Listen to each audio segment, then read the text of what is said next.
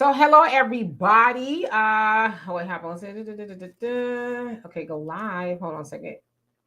It said some other entity did not go live for whatever reason. Oops, I think I kind of know what happened, but I'll figure it out uh along the way. But anyway, how y'all doing today?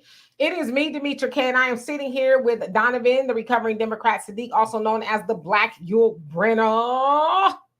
He's bald on the head and he's bald on his face too. Y'all see Donovan shaved all of his hair off. He looks like a 15-year-old school-age boy. Anyway, I need to probably put my glasses on. The purpose of the Demetra K Show is to promote Black love, knowledge, and understanding of all things that go on in the Black community to make us an even better people with the emphasis on even, because we are great people, but we can always strive to do better. Like to say a big giant welcome and thank you to YouTube and Facebook, Twitter. I don't have them right now. Maybe I could try to figure out what's going on. I think I know, but I don't know if I have time to fix it. But anyway, you all are not just viewers, you are participants, because we do share the link when I remember. So y'all can come on here and voice your opinion, ask a question. I do ask that you are brief. I also ask that if you have said kind of what you said before on previous shows and it does not apply to this show, please do not click on the link or anything like that, so we can give other people a chance to come on here, speak your opinion. Also, if I have not seen you on here before and do not recognize your what can I say, your Bitmoji or whatever it is, if it's not your face, please show it to me before I bring you up so I can make sure that it is no nonsense. Also, I need y'all to pay attention to cues. When y'all see me raising my hand or whatever and y'all keep talking, that means that I want to talk, or I want to get in the middle, or I want to say something, or, whatever. So please, heed that, if you will. Today, we are going to be talking about something I saw trending on Twitter, found it to be very interesting for a whole host of reasons. And it's of Black men who decided for whatever reason, and I'll tell y'all what the reason is, to get together, and they highlighted a video of them all standing in the line, and they were suited and booted, which I absolutely love. A brother in a suit, but that's a different story. So apparently some people were kind of upset about that. No, some people are some sisters and some wannabe sisters. You know what I mean? The sisters that got a very deep voice or what have you. But we'll get into that. I'll show y'all the video. And then Donovan wants to talk about Ebony K. Williams, something she said. But Donovan, how are you doing today? I'm doing good. The Dallas Cowboys are stomping their opponent because that conspiracy by some of you Dallas Cowboy haters made them slip up last week. So now we're not going to go undefeated this season, but we are going to the Super Bowl. You better believe that. So now that we are here and I got that out, welcome to the Demetra K Show. It is Sunday. You guys join us here every Sunday at 5 p.m. Central Standard Time. But do us a favor. It is absolutely free. Hit the like button on your way in. And if you're new or just want to let us know where you're listening to the program from so we can see kind of where our demographics are going. Also, there is a scrolling thing at the bottom, you guys. YouTube is a great platform and all that other stuff, but as you know, YouTube takes at least 30 to 40% of the revenue that you donate in regards to a show. So a lot of us new Black media, we're letting you guys know, because a lot of people don't know. We can't tell you where to donate, how to donate, but more of your revenue goes to donate when you do things like PayPal, Cash App, and all that other Venmo like that. The content creator gets more of the money that you send rather than giving it to a platform that kind of censors us and doesn't let us speak the way we want to speak. So if you guys want to donate and you want to help Demetra and keep her encouraged to put out some of these great topics to talk about, last week was a barn burner of a conversation. I loved it. It was great. I mean, you guys came up with some great stuff. That's the way to do it. It does motivate her to keep on going and doing what she does. So this is an interesting topic. We're talking about a man in a suit. I got my jacket on. Looking pretty good, it is what it is. So I'm not really familiar with it myself. So I'm going to say this in regards, I'm going to be learning from you guys of what actually is the situation here. But I think I already have my own opinion. And real quick, I want to say hi to my friend Pamela Roche, who's here in my city. So she usually tunes in and watches us. So Demetra, let's get on with it. Okay. So as we were saying, let me say hello to everybody who came on here really quick. So we've got Facts Not Feelings, how you doing? Tracy, what's going on with you? Facts Not Feelings says tonight topic is personal because you wear a suit for your job. All right now. King of Sorrows, how you doing? Tracy says I give you credit for the flight suit. So you're talking about Donovan. Let's see here. Skip down. Fly Guy, how are you today? And Patty, what's going on with you? Maureen, how you doing? Troy, what's up? And the Prince of Paraphernalia, aka POP, how are you doing? Let's see here. Who else? Anita, how you doing? Jan Michael, Ashley, and Pamela. Elton, Third Coast McQueen, Scorpio 25 Photography. How you doing? You said you from Rancho Chuchamonga. How you doing? Black America, what's going on with you? Yanni, how you doing? Andre, Tawana, Monet, Renz G, how are you doing? Says you'll be okay, so you're talking about some football stuff. And Suki B, how you doing? Gerard, Mike, Emmett, and Rex, how you doing? So that's so far everybody. Okay, let me get into it. So there was a post on Twitter regarding Black men all lined up wearing a suit, right? I'm going to show you the video, but I took the music off because I didn't want to get in trouble for that. So it is going to be silent, but you'll get the point nevertheless. So let me put it up here so y'all can get a gist of, these brothers in the suit. All right, here we go.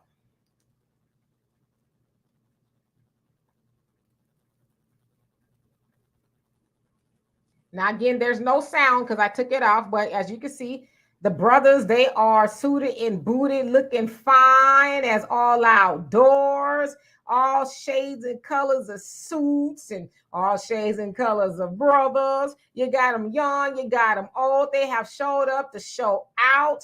You even got some silver foxes up in there. I mean, they came and they didn't play no games, right? They want to let y'all know we are here. We are fresh to death.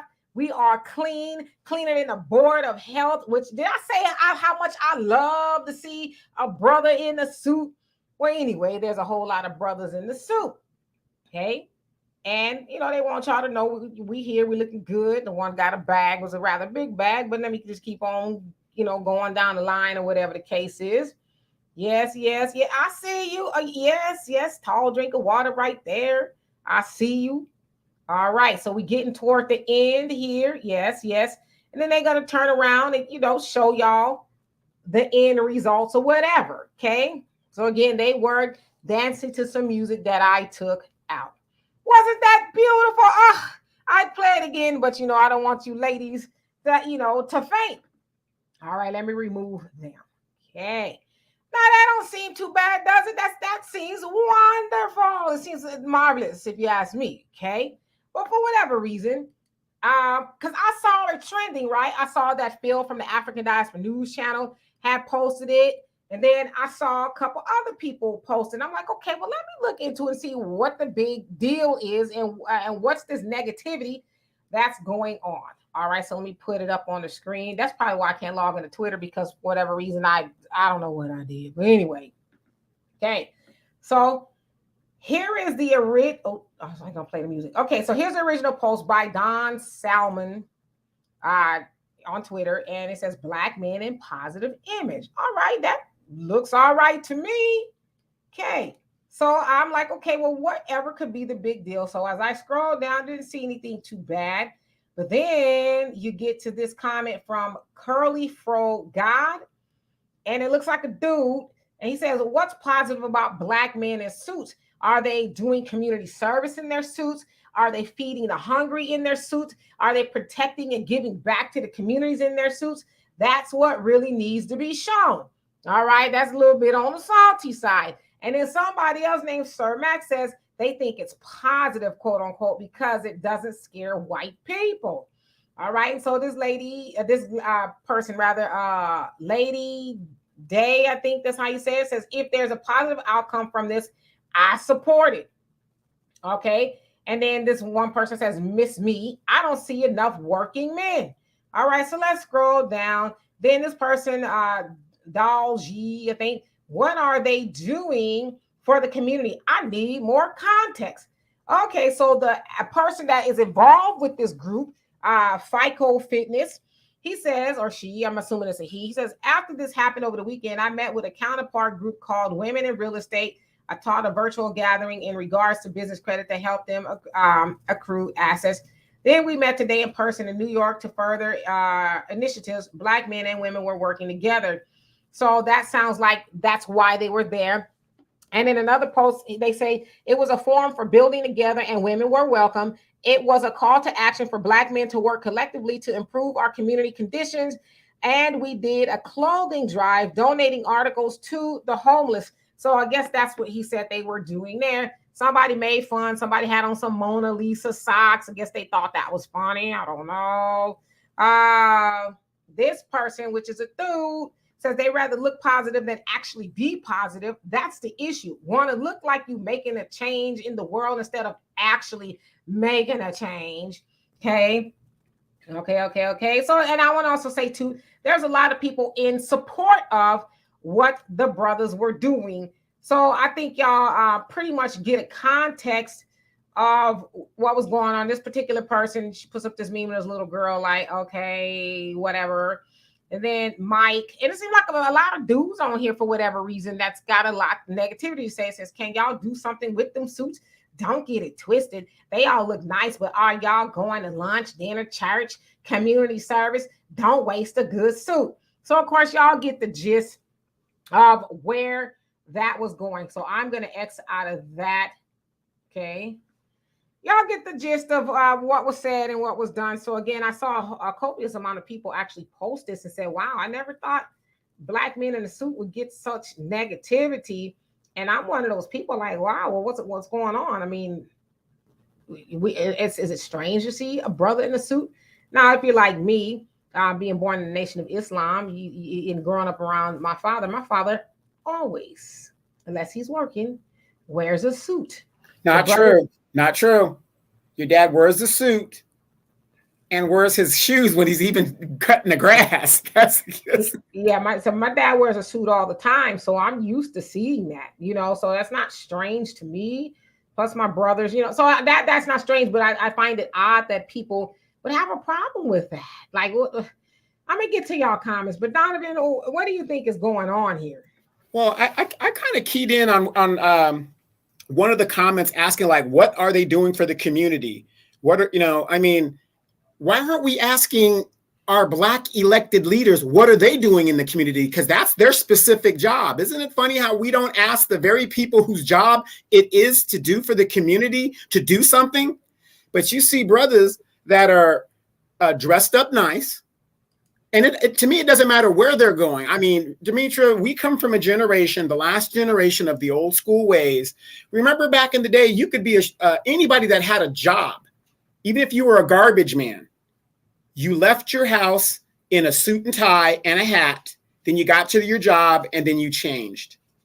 Everybody, you could be a shoe person. It didn't matter. Everybody dressed up in society back in the day. I just think it's so sad that we have gotten to a point where we're so used to seeing people sagging their damn pants. We're so used to seeing Black men being in a casual urban atmosphere that when we see them dressed up, we're surprised, or there's a nefarious reason why they're doing it and all this other stuff. It's just very, very sad that that's the mentality that we have. Why do we have to be doing something positive in the community? I mean, to me, going to church, if you're a church going person, that's just something you do. It has nothing to do with being positive or negative. If you're dressing up to go to dinner, to me, that's what you're supposed to do if you're going to be out in public and, do all those things. Demetra, when we were growing up, you had your Sunday school clothes and you had your school clothes. Everything was designated. But when the other groups dress up a certain way, you see a white guy and he's in his nice suit. Oh, he's either working for the bank, he's working for corporate America, he's doing this and he's doing that. Nobody says a word, but when a Black man does it, oh my God, why is this? Oh, he must be, what's he doing in the community? Why ain't he doing it? But we don't ask our elected leaders what they're doing in the community, and that's their specific job. We don't ask them. I just think it's so sad because then I'm going to speak as a man, I'm speaking for myself. I hear good women talk about black men don't dress up, black men looking gangsta, you know, and you even see it sometimes. You'll go to a club, the women are dressed to the nine, and the brother comes in there in the khaki Dickies, the white t-shirt, and the Chuck Taylors. And then they complain. I mean, you know, it's almost as if we're damned if we do, if we're damned if we don't. Not saying nothing can change, but it's got to start somewhere. And a lot of the people in those comments, it seemed to me, I'm surprised. I thought it would be more women. It seems like to me there was a lot of brothers that were hating. Now, are those brothers the type of brothers that live an urban lifestyle and they're not used to being dressed up? And when they see somebody dressed up, they expect that person to do things in the community? I mean, that's the mentality we have. But like I said, I don't care what those brothers are doing. All I know is I saw a bunch of brothers in that video looking good, feeling good about themselves, smiling. And I don't even know what they were doing. But to me, I know they weren't robbing and killing. I know that for a fact. And here's another thing, ladies. I'm just saying this. I'm not trying to start no gender war thing. I want you guys to know something real quick. Did you notice that most of those guys were the same height? Demetra called out a few drinks of tall glasses of water. She called out a few. But did you notice most of those guys were average height? The average height in the United States is 5'9", 5'10". I just wanted to bring that out there. So to me, big ups. Like I said, when I see brothers that are dressed up, hey, I don't care, you know, if they're going to go pick cotton. It looks good, you feel good. If you don't look like $1 million, you definitely don't feel like $1 million. So big ups. Yes, indeed. And hello to everybody that came on. And Andre say, preach, Donovan. Yes, indeed. And Mawaka 23. How you doing? Because I don't know, I'm gonna jack your name up. Say, brothers look sharpest in suits more than anybody else. Blessings, man. Rico, how you doing? You say, hello, Demetra and Donovan. File this one next to the conversation about bonnets. Bonnets and bedroom shoes at the airport. Well, I'm going to say this, and I'm going to put this up here. I wasn't surprised when I saw that. When I saw that, I was like, oh, okay. And like it didn't strike me as, oh, gosh, there's black men in suits. Like, I didn't even think like that. I just thought, oh, okay, they look nice. I didn't think, oh, well, I'm shocked. It's surprising to see that. Because I see black men in suits. Like I said, my father's, as long as I was been on the planet, has been suited and booted. My brothers are suited and booted. Y'all know Walter comes on here Wednesdays. He's not on here. If he's going somewhere, he always has a suit on. So that wasn't rare to me. Yeah, if it's not a suit, he has a sports jacket. So that looks, business casual. So Walter's always dressed. Yeah, so I wasn't, but I was shocked to see people take something negative from that. That's why I was like, what are we doing here? Well, what are they doing? Are they saving the world? They got a Superman outfit underneath the, it's like, it was silly. But then I'm going to say this too, because, and let the Redeem say, so how you doing? He says, are y'all sure they were black women? Because people play games with the avatar, I think, etc. It was black men and black women. And that's why I said wannabe sisters, because I think some of those brothers, if not most of them, were of the spicy persuasion, if you will, without getting myself in trouble. And it's kind of weird to me, but it's not. I understand it because I often see, and I spoke about this before, that I'm gonna call them the spicy sisters. Okay, now y'all know who I'm talking about when I say the spicy sisters. I see them lately, especially on TikTok and the internet, telling black women, oh, black men, they ain't this, and black men, they ain't that. And so I see them, telling black women, or trying to turn black women against black men. I even tell them, saying, you guys should go date white men or some other man because black men ain't this, that, and the other. And I'm like, first of all, why are you sisters? Now, not the spicy sisters, but the sisters. Why are y'all listening to them? These men on the internet that do that, they're getting a bag off of trying to dissuade you from the brothers. And so a lot of times, too, we have sisters that tell black men, and I'm one of them, stay out of women's business, right? But those sisters don't tell the spicy sisters, stay out of women's business. They eat it up. Yeah, you telling the truth. You know what you talking about, all this other stuff. And so now they have joined in with, as they call them on Twitter, the divestors or the Shea Butter Twitter. Those spicy sisters have joined Shea Butter Twitter and talking disparagingly about black men, and they're like just out in the open. It's like, ain't you a black man? Are you not a black man? Like, what are we doing here? Are you saying just those black men and not you? So there's levels to this. So what I want to do is read the rest of these comments, and then, oh no, Black America, I'm going to open up this comment. And as I said, please, if you only have anything to add on this conversation, please click the link. If not, don't click the link until it's time for you to actually say something, if you will. All right, so let me get into it really quick. Yeah, that bonnet comment. Wow, that's a conversation right there. But you know, I'm kind of scared. Let's see. LB12 Blue Marble. I hope I said that right. If that's an L or I don't know. But how you doing? Nevertheless, she says the whole clean image was already set up by the old Nation of Islam to clean up our people image, young men and women, to get our act together. That is true. So if you used to see the Nation of Islam, that's not rare, right? The brothers are always suited and booted, and the sisters, you know, they're dressed nicely and they're covered up, things like that. So I didn't see that as rare. It didn't even strike me as, what are these Negroes up to? That never even crossed my mind. And Asha, how you doing? It says the smallest thing make us so happy. Yeah, I mean, I see black men in suits often. I don't know. It's not weird to me.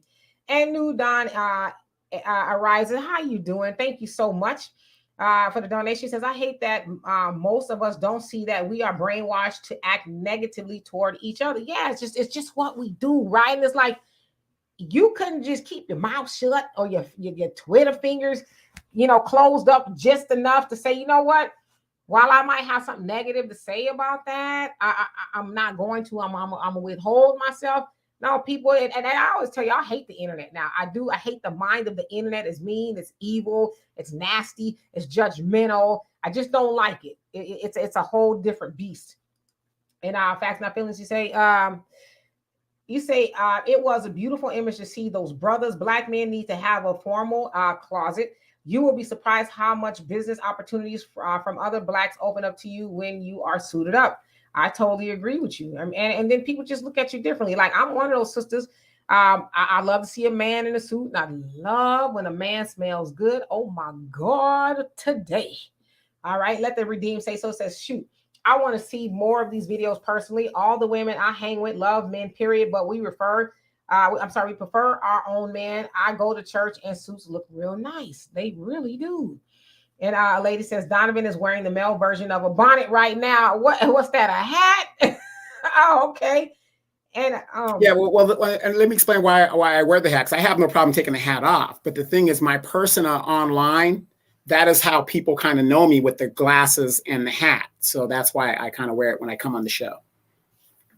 Absolutely. Hello, Darius. How you doing? Laura Bison, and how you doing? He says I wear suits most of my videos. Yeah, you know, I love to see, especially when people come on here on the internet, that they took a little bit of effort with themselves. Because sometimes you see people on the internet, they're like, hello, I'm just waking up. It's like it's 12 in the afternoon, though. You know what I mean?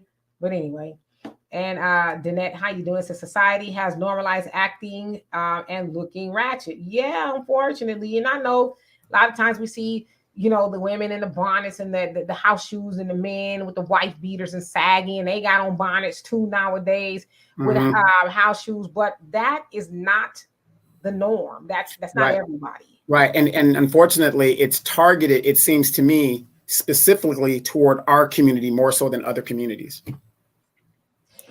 Yeah, I mean, I've seen other people out there with bonnets and stuff on, but not as much as us. Thunder, how you doing? You say, question, is it possible that these comments are coming from the BBB, Bitter Broad Brigade, or a group of women who see black men dressing nice as a threat to their matriarchal control of the community? I think that some of that is true. I just think it's coming from, because I saw some men in there too, but I think it's coming from black women who just lately have been taught to hate black men, hate them breathing, hate them waking up, hate them wearing a suit. Like Donovan said, y'all don't require any other man in a suit to, you know, be Superman or be doing something.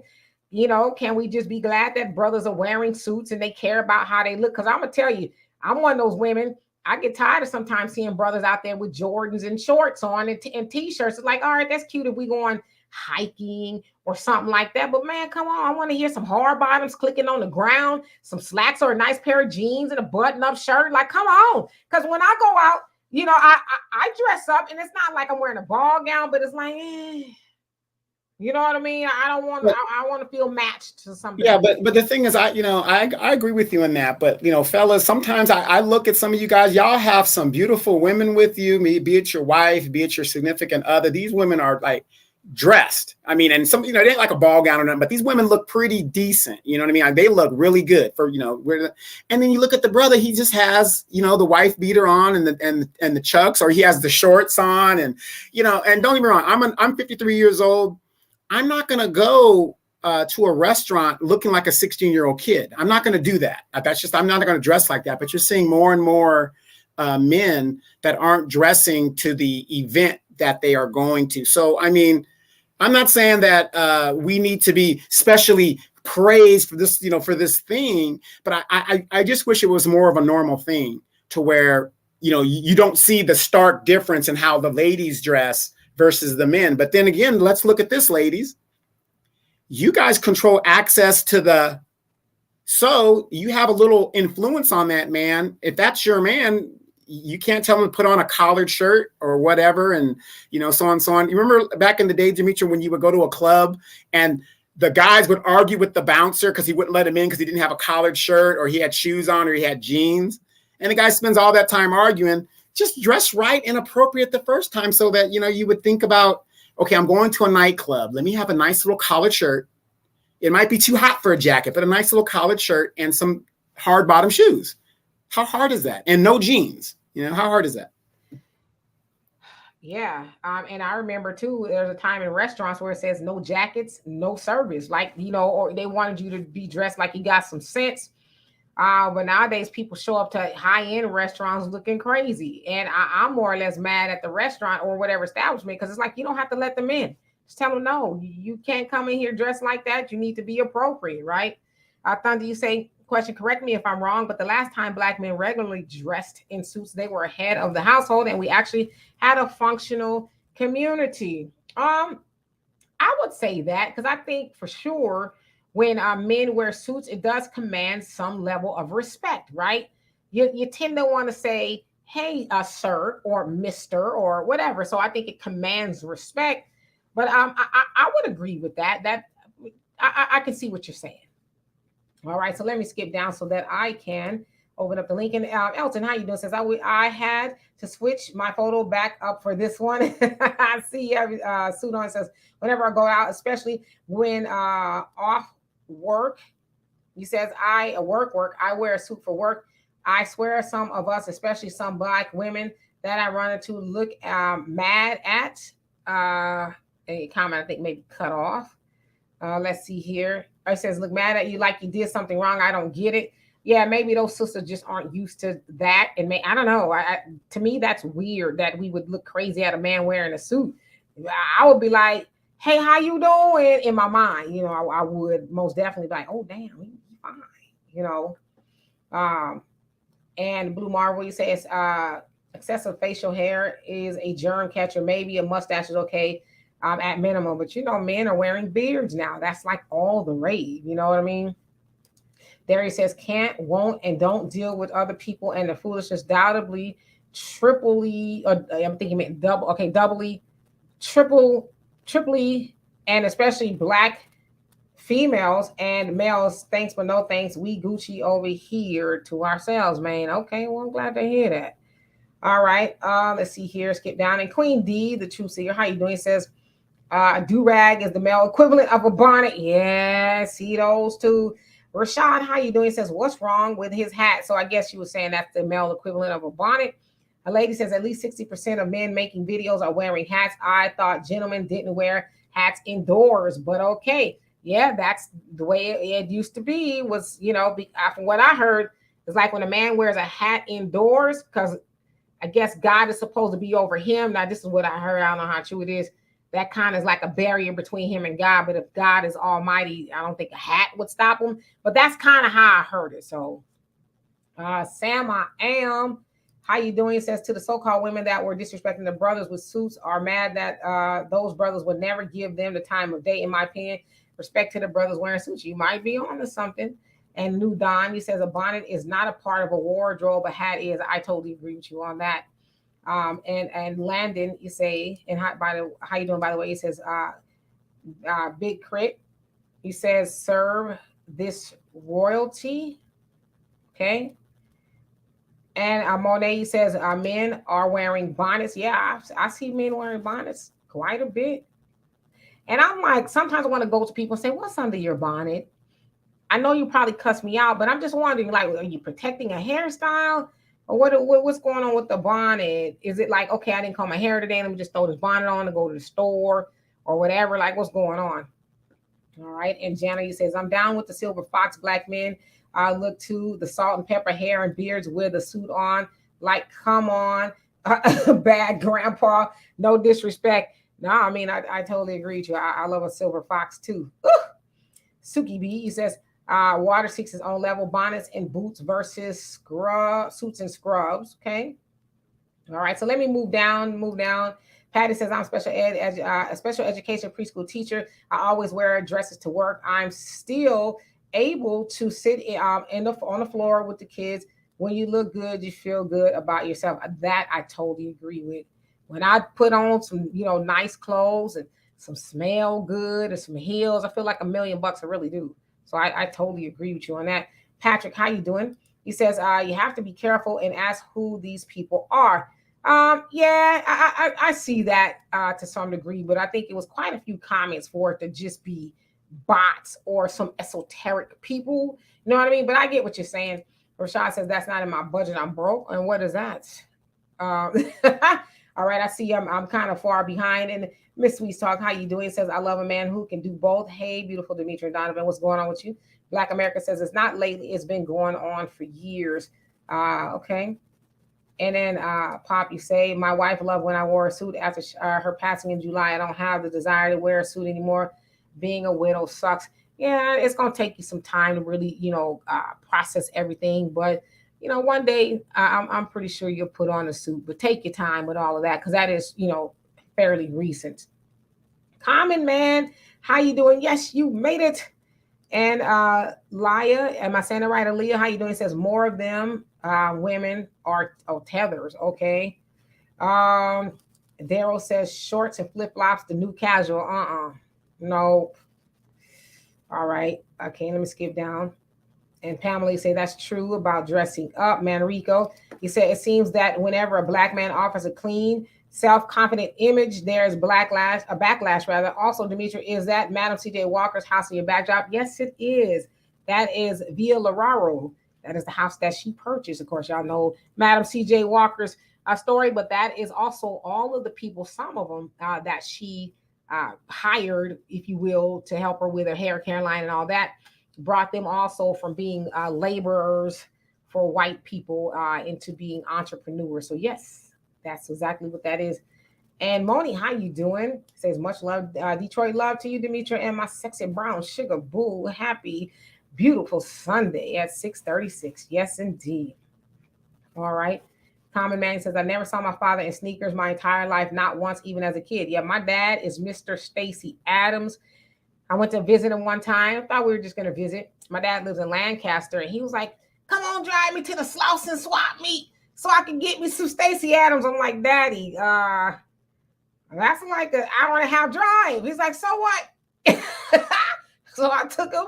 He got him some Stacy Adams, and we drove all the way back after he ran me around Los Angeles for some time. But yeah, he's a Stacy Adams guy all the way. And Darshan, how are you doing? And Daniel, he says, I need to buy a suit. I'm 45 and finished my MBA program back in 2019. I guess it's time. Yeah, I think every man should have at least one suit. You don't have to have a whole bunch of Steve Harvey suits. Maybe one or two, a black one, or a blue one, or a brown one, or a nice gray one or something, but definitely a black one because you can change the shirts and the ties and the shoes and all of that. But yeah, at least one suit. Right, or a dark blue one. My grandmother had passed, and I come from a very, very big family. My father's the second oldest of 22 live births. My grandmother had over 27 live births. 22 are alive, whatever the deal is. And she finally passed, the matriarch of the family. Now you're thinking this lady is the matriarch of the family. She has passed. I mean, the community comes to the funeral, everything like that. I was so embarrassed as I'm sitting there, the older, grandkids, me and my brother are the oldest. There's over 65 grandkids, 65 of us. Some of us that know better, of course we do better. We're all dressed, in suits and stuff. The few younger ones, I was like, how are you going to come to your grandmother's funeral dressed in a t-shirt? How do you do that? I mean, and for me, I'm only speaking for my experiences. A lot of my family members, you go to their funerals and it's almost like they don't know that they're supposed to dress in dark colors to mourn or go to this funeral or anything like that. So I don't know if it's something that's not taught or they're not watching it. I mean, they watch enough TV to where they can see these people in the movies all in dark suits and, for that one day, to me, it's just kind of embarrassing when you see grown people who should know better. And then they bring their children and then their children are saying, oh, well, this is how you're supposed to dress. So I just show up like I just woke up or rolled out of bed to go, say hi or go to the church or whatever. It's kind of, I think it's lacking in what we teach as well. Thank you, lady, so much for the donation. Love and appreciate you for that. He says, I don't hear the Nigerian jelly head wrap get any criticism like bonnets do. Why?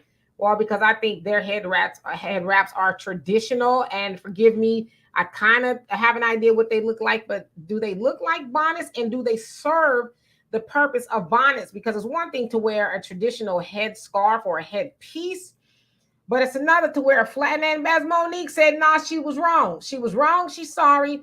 They are not bonnets. She said, because the bonnets is what they was wearing on Little House on the Prairie. She says they shower caps. So, and do they look like a shower cap? Are they serving the function of a shower cap or are they more traditional? I think. Wait a minute. Are we talking about that headpiece that the mother of the Bernstein Bears wears? That's a bonnet. Right. That's a bonnet. Sam Amos says, I'm always clean shaven too. Me, I look better without facial hair, clean shave, no beard is another way. Yeah, you can do that. I don't mind the beard as long as, it's nice and clean because, you do got to wash your beard too. You can't be running around with 2 weeks worth of food up in there, Thunder, you say by the older sisters, but the older sister be choosing up a brother. He says, no complaints from me in that department. I also saw where you said the Asians and the Latinas, they like it, but, the sisters look at you crazy. You would never have to worry about this sister looking at you crazy because you wearing a suit. Like I said, I would be like, okay, look at him. I mean, that would just be me because like I said, I love to see a man put on some effort. And like I said, I love a man that smells good. I do. All right. And I'm going to go back to this comment really quick. Norris, how you doing? You say women have the power. Back in the day, if they say he didn't dress, women wouldn't accept you. Yes. Women, we got to start saying, homeboy, I like you, but you're going to have to go back in the house. You can never take me out in no shorts, no Jordans, no gym socks, tube socks pulled all the way up to your knees and t-shirts. I'm going to need you to match my energy. Now, I'm not saying you got to go in there and get a Brooks Brothers suit or whatever, but I am going to need you to put forth the effort that I put forth. Because I remember one time, my father and I, we were at a parking lot. We were waiting to go in the store. And we saw this sister and this brother going into another store. And the brother pants was all just sagging all the way up under his booty. And my dad was like, for the life of me, don't understand how a woman could go out anywhere with a man that don't have the sense to pull the pants up off his ass. Those were his words. And I said, you're right, Daddy. I said, but most of the time, the women ain't dressed too much better. They all going up out the house looking disheveled. So that is on the woman. We need to set these demands. I remember the one woman that really influenced me a lot. And, I'm a young guy, whatever. And she wanted me to look a certain way. And she was like, oh, no, we got to go to the store. She took me to the Tyler Mall. And she was like, okay, we're going to get this. We're going to, she just asked me, because I agree. If it's my money, you ain't going to spend my money on something I don't like. But she would ask me, like, what do you think about this and whatever? And I was like, but she dressed me in the way that, she thought I should look. And, especially with her, because it wasn't flying. And ladies, you will be surprised what men will do to cooperate with you so that we can continue to get that good loving that we so deserve.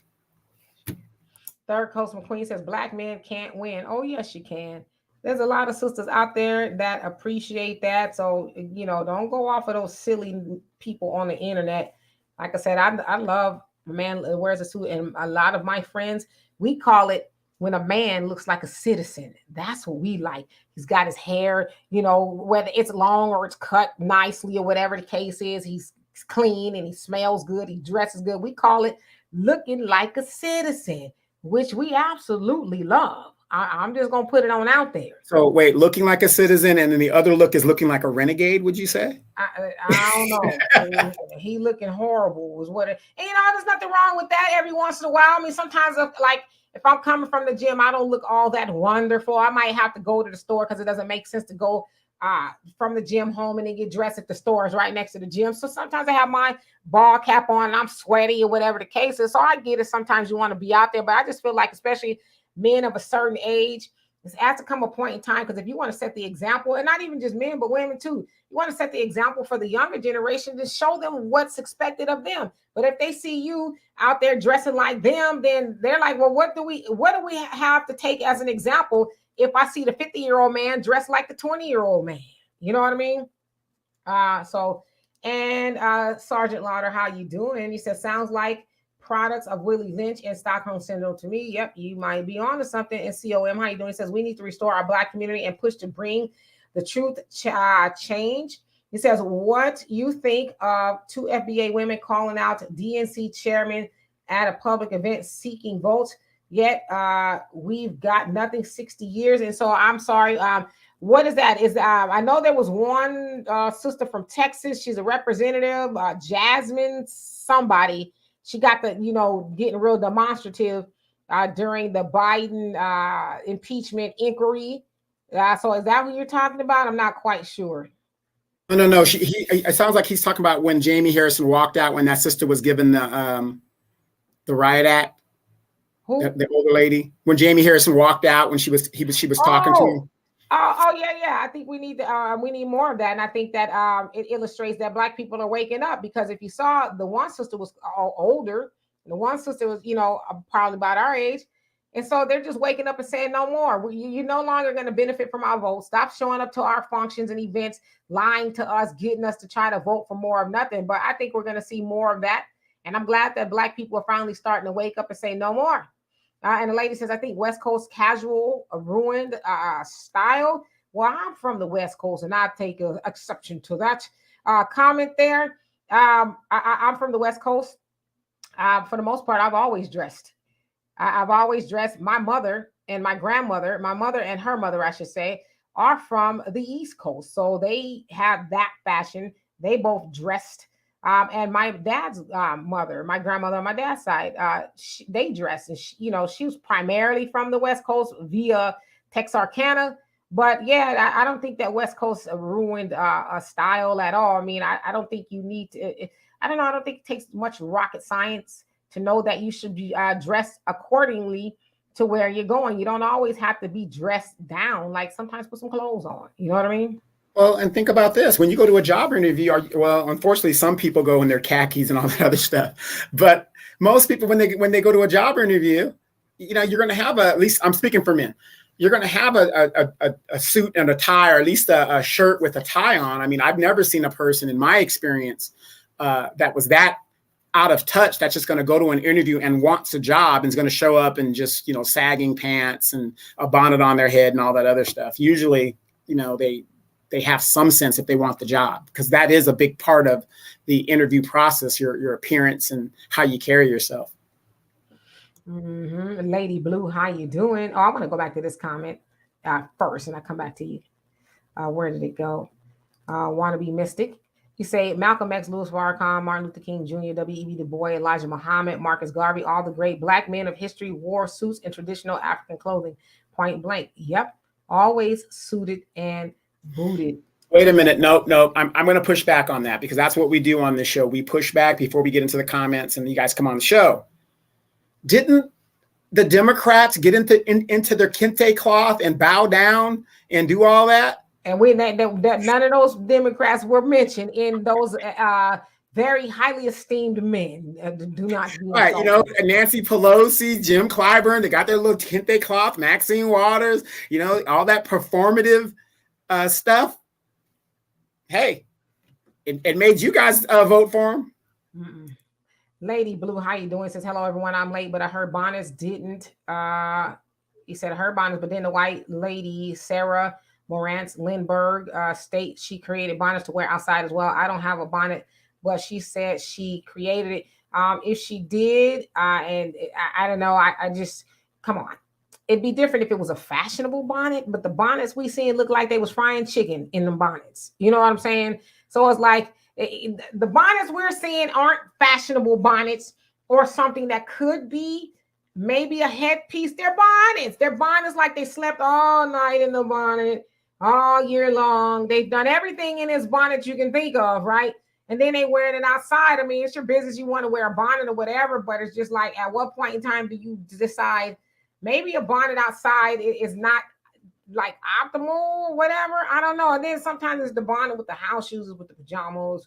It's just a combination of everything. Like I said, and y'all could be mad at me, but this is just my opinion and my visual. When I see not even just women, but men out with house shoes on and pajamas and all that other stuff, I'm like, did you even wash your behind before you came out the house? It doesn't appear that you did, but I don't know. Well, to me, you know, I get upset when I see the moms are in the Walmart or the Target and their teenage son is right there sagging and the mother is doing absolutely nothing to correct it. Absolutely nothing. Yeah. And, you know, since you said that, I'm going to say too, that's why you need a father around, you know, because my brother, my youngest brother, he saw my nephews. They're both of them almost in their 30s now. But when this little sagging trend really took hold, my younger brother saw them and he says, hey, y'all need to pull your pants up. And they tried to say, well, he says, we gonna get a belt for one or two things. One to put on so you can pull your pants up, or one so I can whoop your ass with. And guess which one they chose? You see what I'm saying? So you don't have to be the boy's father. I personally saw young men out in public, and I'll jokingly say, hey, brother, why pull your pants up? You look so much better with your pants up. And they go, oh, my bad. And they'll pull their pants up, you know, but I'm not like, hey, you degenerate, you pull up your pants. You know, I'm like, hey, I think you look so much better if you pull your pants up. And they do. And all the time they do it, right? I haven't done it lately because, you know, it's kind of weird times out there. Renee, how you doing? It says, I was born in the 1950s and my father was a Stacey Adams man and he wore Knox hats. He used to keep them clean and would get them blocked. Yeah, my father, he likes his hats as well. I mean, it's just really a sight to see a man do all of that, right? He has his hat and he's got the suit and his shoes and it's just the handkerchief. And my dad, you know, he's a Aramis guy. That's his cologne of choice. Very old school. It's Aramis. So let's see here. A lady says a man in a dark suit and a tie with a white shirt will always look great. Yes, indeed. This conversation is not necessarily about suits. Lady Blue, it's about the perception of Black men who were wearing a suit and some of the negative comments that it got from, you know, some sisters. And as I say, the spicy sisters, the wannabe sisters.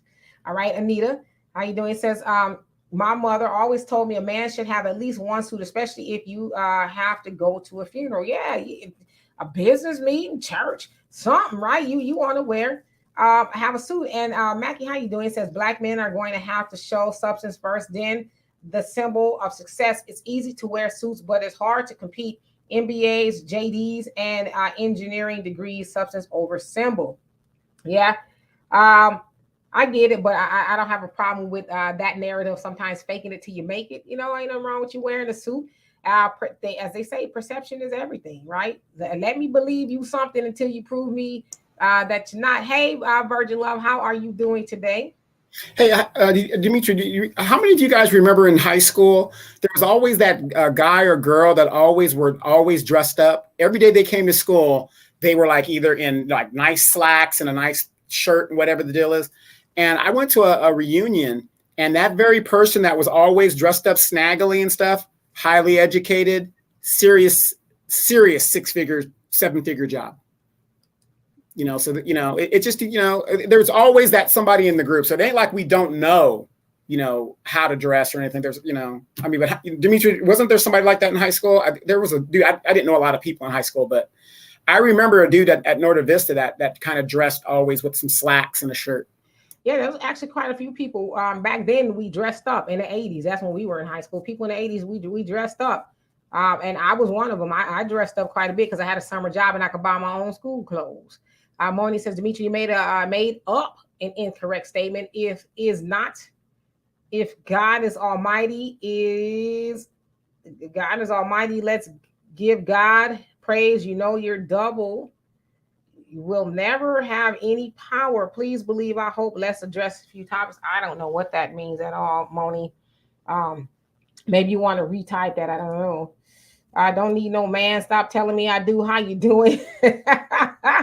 Your name always tickles me. Abdul, how you doing? Welcome back to the conversation. Says, I'm not going to let nobody tell me how to dress when I'm paying for it. That's just me. Yeah, it's your right to dress how you want. But me personally, I love to see a man in a suit. As I said, I'm 52 years old. I just think that men of this age should come on out of the basketball shorts in public and the Jordans and I don't know. Like one of my favorite cartoons is Beavis and Butthead. Don't ask me why, it just is. And it was one of my mom's favorite cartoons, believe it or not. But sometimes that's when I see men dressed with the shorts and the gym socks and the tennis shoes. That's what it reminds me of, Beavis and Butthead. I don't know, it just does. But you're right. You could dress however you want. It is your prerogative. All right, so let's see here. And Brother Donnie says they hate us. It's simple as that. We live rent-free in their heads, but make up the majority of the unhoused folks, unfortunately, right? And Black America says, you like men in suits because you're old. You talking to me? That's all right. I'll take it. Selma M says, you don't need to buy a Steve Harvey suit or a Michael Strahan suit. You can buy your suits at Macy's, JCPenney's. Yeah, you can get suits anywhere. Ain't nobody going to know, that you didn't spend $3,000 on an Italian suit. And Janet says, would you compare a bonnet to a hijab? Because that's basically what you just did, comparing. Oh, so you're talking to somebody else. Okay, yeah, I'm sorry. I didn't do that. And Daniel said, Dimitri, I follow your story on the African Diaspora News channel. I just subscribed to your channel. Good information, lady. Good. You left California too. I'm still out here fighting these prices. Yeah, California. Ooh, but $6 a gallon. $6, and a refinery hasn't exploded yet. $6 a gallon. And thank you so much for following the African Diaspora News channel and subscribing to me. I love and appreciate you for that. Yeah, California, it ought to always be my home. I'll visit, but California, it's, as they said on the Happy Days, it's jump the shark. And I hope that you can get out of there or find a way to do better, because it's a mess. I know. Lady says men are wearing baseball caps, hiding their bald spots. Women wear bonnets to hide, protect their hair. You know what? Okay. Oh yes, Donovan. Thank you for reminding me to open the link. I forget to do that, so I just want to acknowledge everybody that came on here. Sorry, I ain't gonna be able to read all you guys' comments. Thunder says, I love when those two sisters got on his rear end and he turned tail. Yes, they got him up out of there. Okay. Mina Jackson, how you doing? Said, just because a man wears a clean suit does not mean he has a clean spirit. Sometimes looks can be very deceiving. That is true. But I think at some point in time, can we just see a brother in a suit and say, without, because I mean, how often do you see a woman in a dress and say, she's probably really a hooker underneath there? Or do you just say, wow, she looks very nice? You know what I mean? And Angela, if I didn't already, how you doing? It says the HBCU, WSSU, which I got my undergrad. The young men would wear suits and ties to class with a briefcase. They dress like professionals. Yep. And back in and especially in my mom's days, not saying you're from that generation, they had to go to school dressed like that. And that's like grade school and high school even, right? Okay. And Nora says, if you have to ask, I am too old to wear this. You're too old. Okay. All right. So moving down, and Star Jeremy, how you doing? It says, sad how your own Black people keep dissing our society. What the F? I'm glad we showed some sort of solidarity. Big ups. Make dusty haters keep being programmed. Yes, indeed. All right. I'm going to get all the way to the bottom. Dimple Face, how you doing? Let's see. Acknowledging everybody have not seen. And Kelton, how you doing? I am doing well. Hope you're doing well as well. Okay. And Common Man, thank you so much for the donation. Love and appreciate you. You say back in the 60s, Black women called their head covering a head rag, but it looked good. But we were from farm country in South Carolina. Yep. Yeah. Back then, I guess I remember women wearing rollers. I could kind of get that a little bit because rollers, you have to wait for your hair to set. Maybe they rolled their hair and they had to make a run, but they would sometimes wear a nice scarf or something over the rollers. You don't see that too much anymore. And Deshaun, how you doing? He says, "Yep, I remember." Okay. And I'm getting ready to open this link. Roger, how you doing? He said we should always remember that we never get a second chance, but you should, right? And Sherry Brown, how you doing? Says, "I love a well-dressed man. Women that don't like well-dressed men don't dress well themselves." There you go. There you go. Because I think it takes one to know one. I totally agree with you on that. And Joanne, how you doing? So you said so it's okay for Hispanics to be in the grocery store in full pajamas in the stores, but if someone just wants to cover their hair, it's an abomination. I'm gonna tell you like this, and Joanne, I know I'm not necessarily speaking to you. I don't care what they do. I do care what we do. You know why? Because Black people are the blueprint. We are the blueprint all over the world. We set the standard. We set the pace. Back in the day, even after slavery, white women will come up to Black women and say, "Oh, your children are so clean," like as they said in The Color Purple. They had our grandmothers and great grandmothers as domestics, looking after their children, dressing their children, and all that other stuff. So we set the standard. And I'm saying this as a Black woman. I don't just dress for myself. I dress to set an example to other Black women. Like, hey, it's okay that we're in Walmart and we are dressed nicely, like we have on a skirt or some heels or whatever the case is. We don't always have to go to the grocery store or to Walmart or somewhere looking disheveled. It's okay for us to look presentable, because I'm old enough to remember my grandmother and my mother dressing up when they went out. So as far as what they're doing, let their community take care of that. But in our community, we need to start bringing back decency and setting the standard, so that these young girls that, a lot of times we see run around naked with their booty out and all that other stuff, so they can start saying, okay, I like how she's dressed. That's how I'm supposed to dress. All right, let me look like I got some sense. So, you know what I'm saying? Let's see here. Skipping down. Easy E, how are you doing today? Hope all is well with you. All righty. And Nora, she says, we would compete to see who was the dressiest. A lot of fun. Yeah, even in when I was going to school, that's what we did. They had the best dressed girl or boy or, whatever from each class and all of that. I don't know. Do they do that anymore? Real quick, a Common Man said something I had to laugh at. He said, "We cleaned the house on Saturday with Comet." I remember those days. Yes. Right. Nowadays they have cleaning solutions that's a little less harmful. But yes, we did the same. And how you doing, Jay Bubba? He says women also wear waist strainers to hide that gut. Well, back in the day, they called those girdles. And often women who were even more on the slender side wore girdles because it was more, they want to be more shapely without all, with bumps. They wanted to look smoother under their clothes. So it wasn't necessarily just to hide the gut. It was to give a more smooth appearance under the clothing. But yeah, the things that some of the women now are waist trainers. And, waist trainers aren't rare. They go back as old as time. So people are you just know more about it. The difference between now and then is women didn't talk up under their clothes and you didn't see their waist trainer. Nowadays, you can be out in the public and you see a woman wearing a waist trainer, right? But before it was under the clothes. All right. Angela Reddick, how you doing today? And William says, I think a lot of these hate comes from the color and style of the suits. Our men have a way of wearing these pimpish or clunky Steve Harvey styles, but we need to follow the common thread of the norm.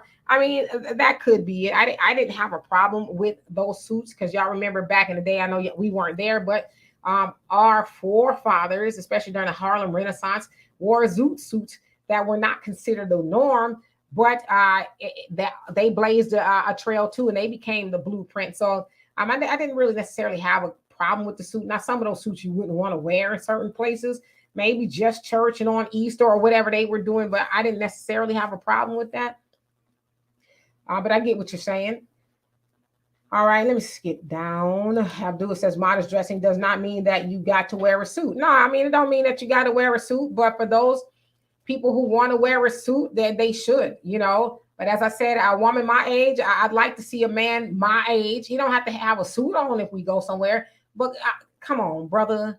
You ain't got no hard bottoms in the closet with some nice dress socks, a nice dress shirt. You coming out the house with sweatpants and stuff. Yeah, you coming out the house with sweatpants and stuff all the time. It's like, no, you could do that when we going to the gym or we running around town, we doing something athletic. But, you know, rise up a little bit. That's all I'm saying, but it's a personal choice what you want to wear.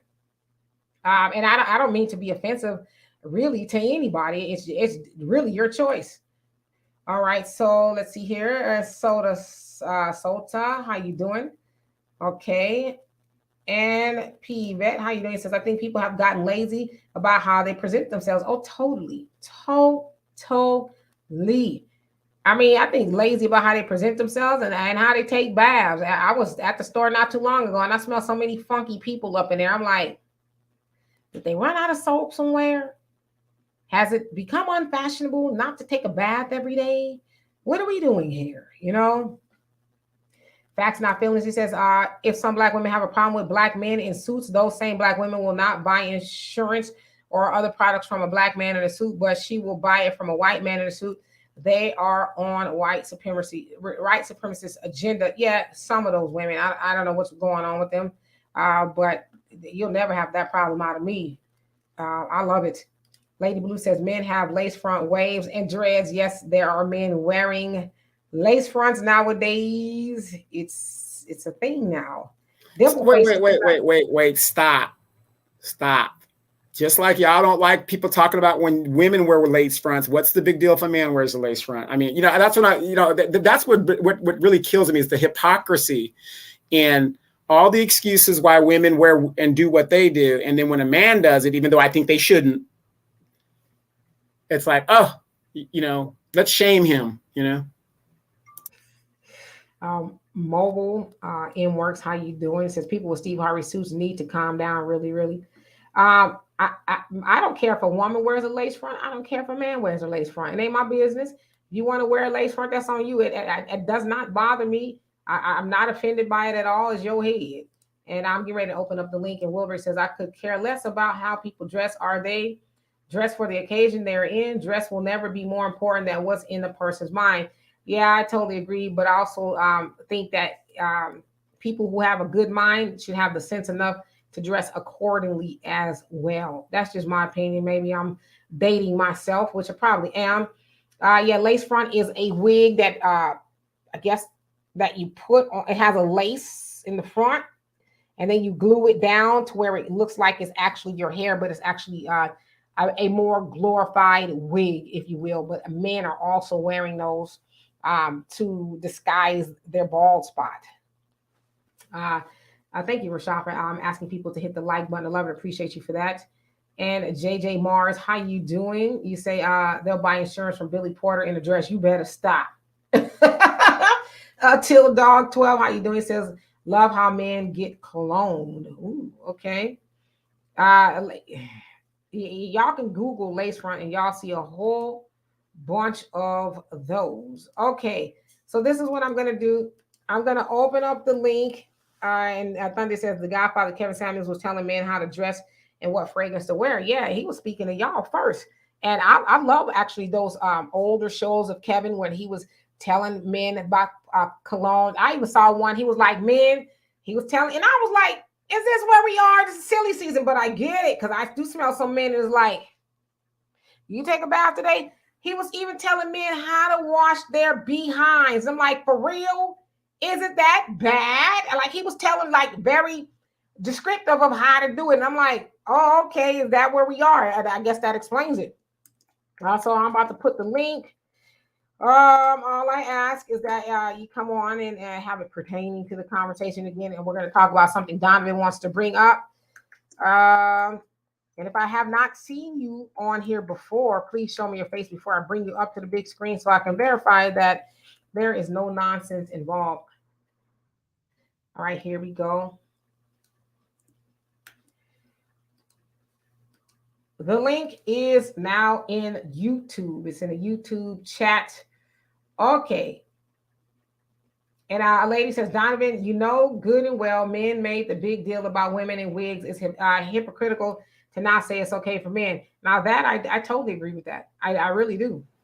No. See, here's my thing. A real man, are we talking about real men or are we talking about femme men?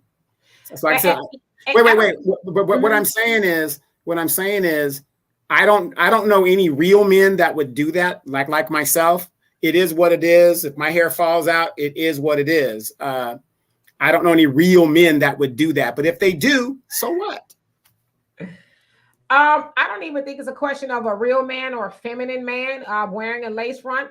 A lace front is nothing more than a toupee. Men have been wearing toupees, and then let's see, BuzzFan25, he made a good point. He says old time white lawmakers used to wear wigs. I think that was probably more ceremonial, but a lace front for a man is nothing more than a toupee. So I don't think it has anything to do with his sexuality. I just think too, a lot of times we see men go bald and we think they're okay with that. Some men are not okay with going bald, just like there's a lot of women that are not okay with going bald. A lot of times it's genetic or whatever. So they're like, I look better with hair. So I would never judge a man that wants to wear a lace front on his head, especially if it's a masculine style or something like that. But wait a minute, I wore my wig and y'all freaked out.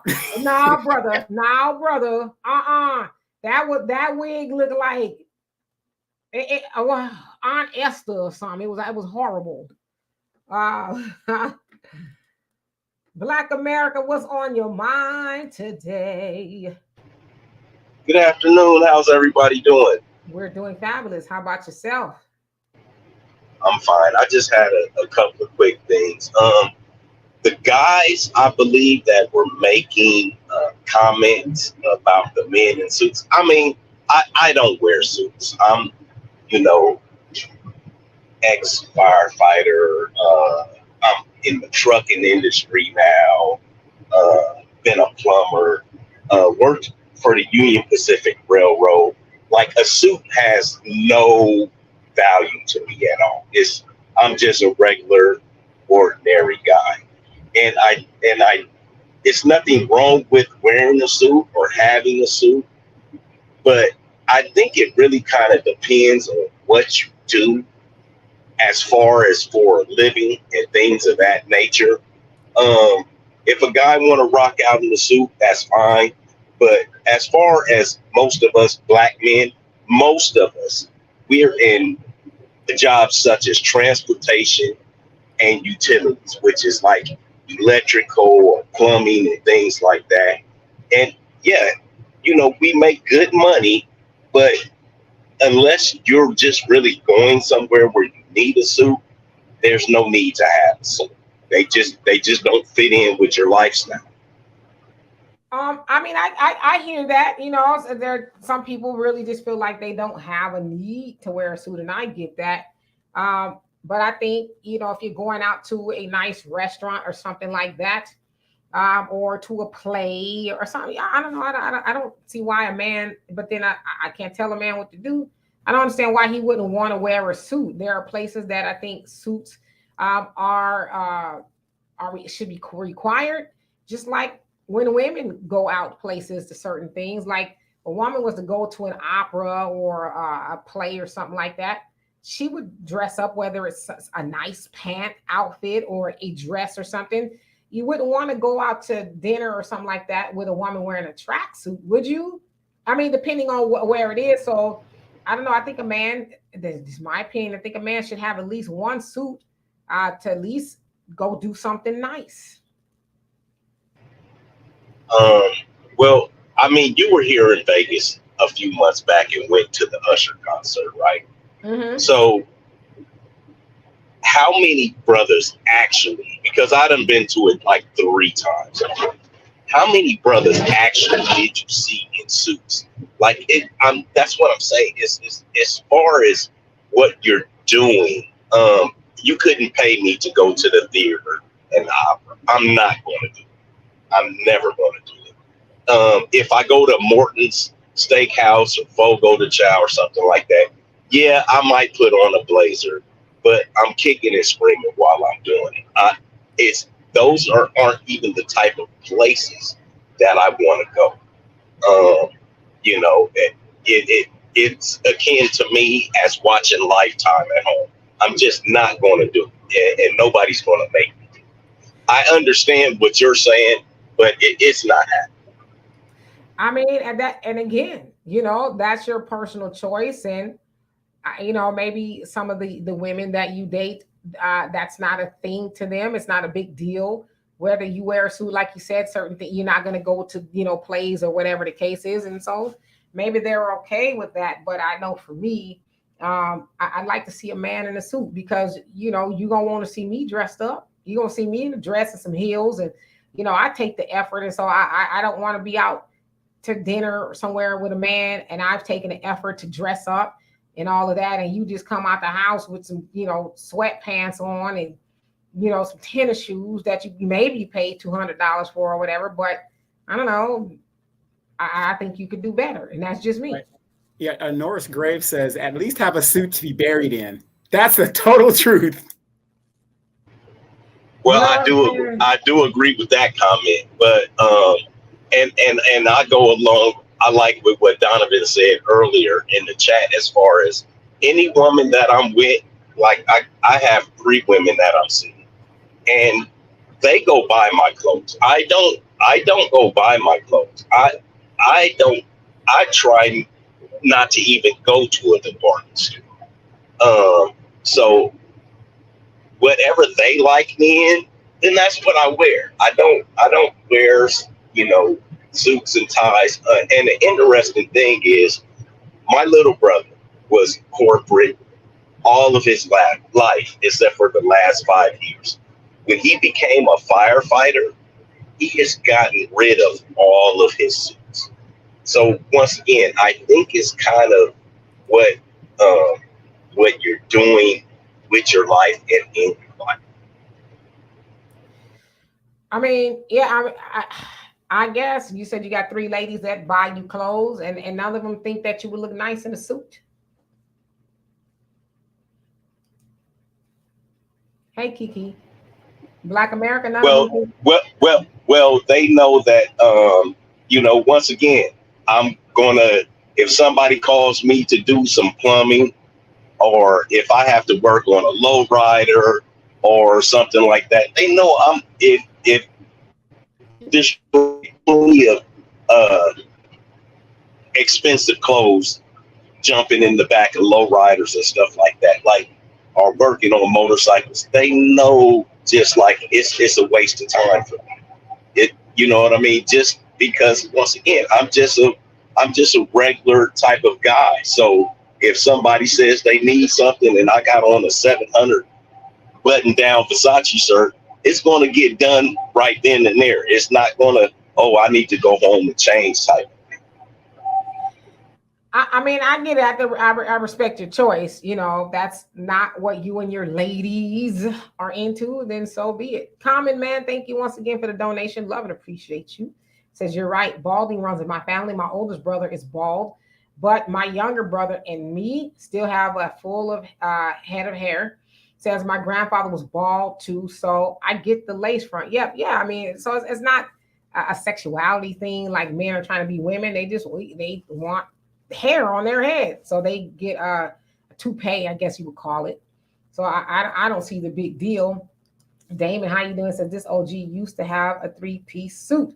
Say used to, you don't have it anymore, huh? Deb knows how you doing. Says, as long as it's not a TDJ or Bishop Don Juan suit. Yep, I get it. An FBA. How you doing? By the way, it says, is a suit the only way a man can dress up? No, I didn't say it's the only way he could dress up, but I'm saying if we going somewhere, put forth the effort. You don't have to wear a suit, but how about some slacks or a nice pair of jeans? I ain't talking about the jeans you worked on the car with or your everyday run to the store jeans. A nice, this is gonna date myself too, some creases up in the jeans, you know, some Stacey Adams in a nice button-up shirt, a belt, something, you know what I mean? That's all I'm saying.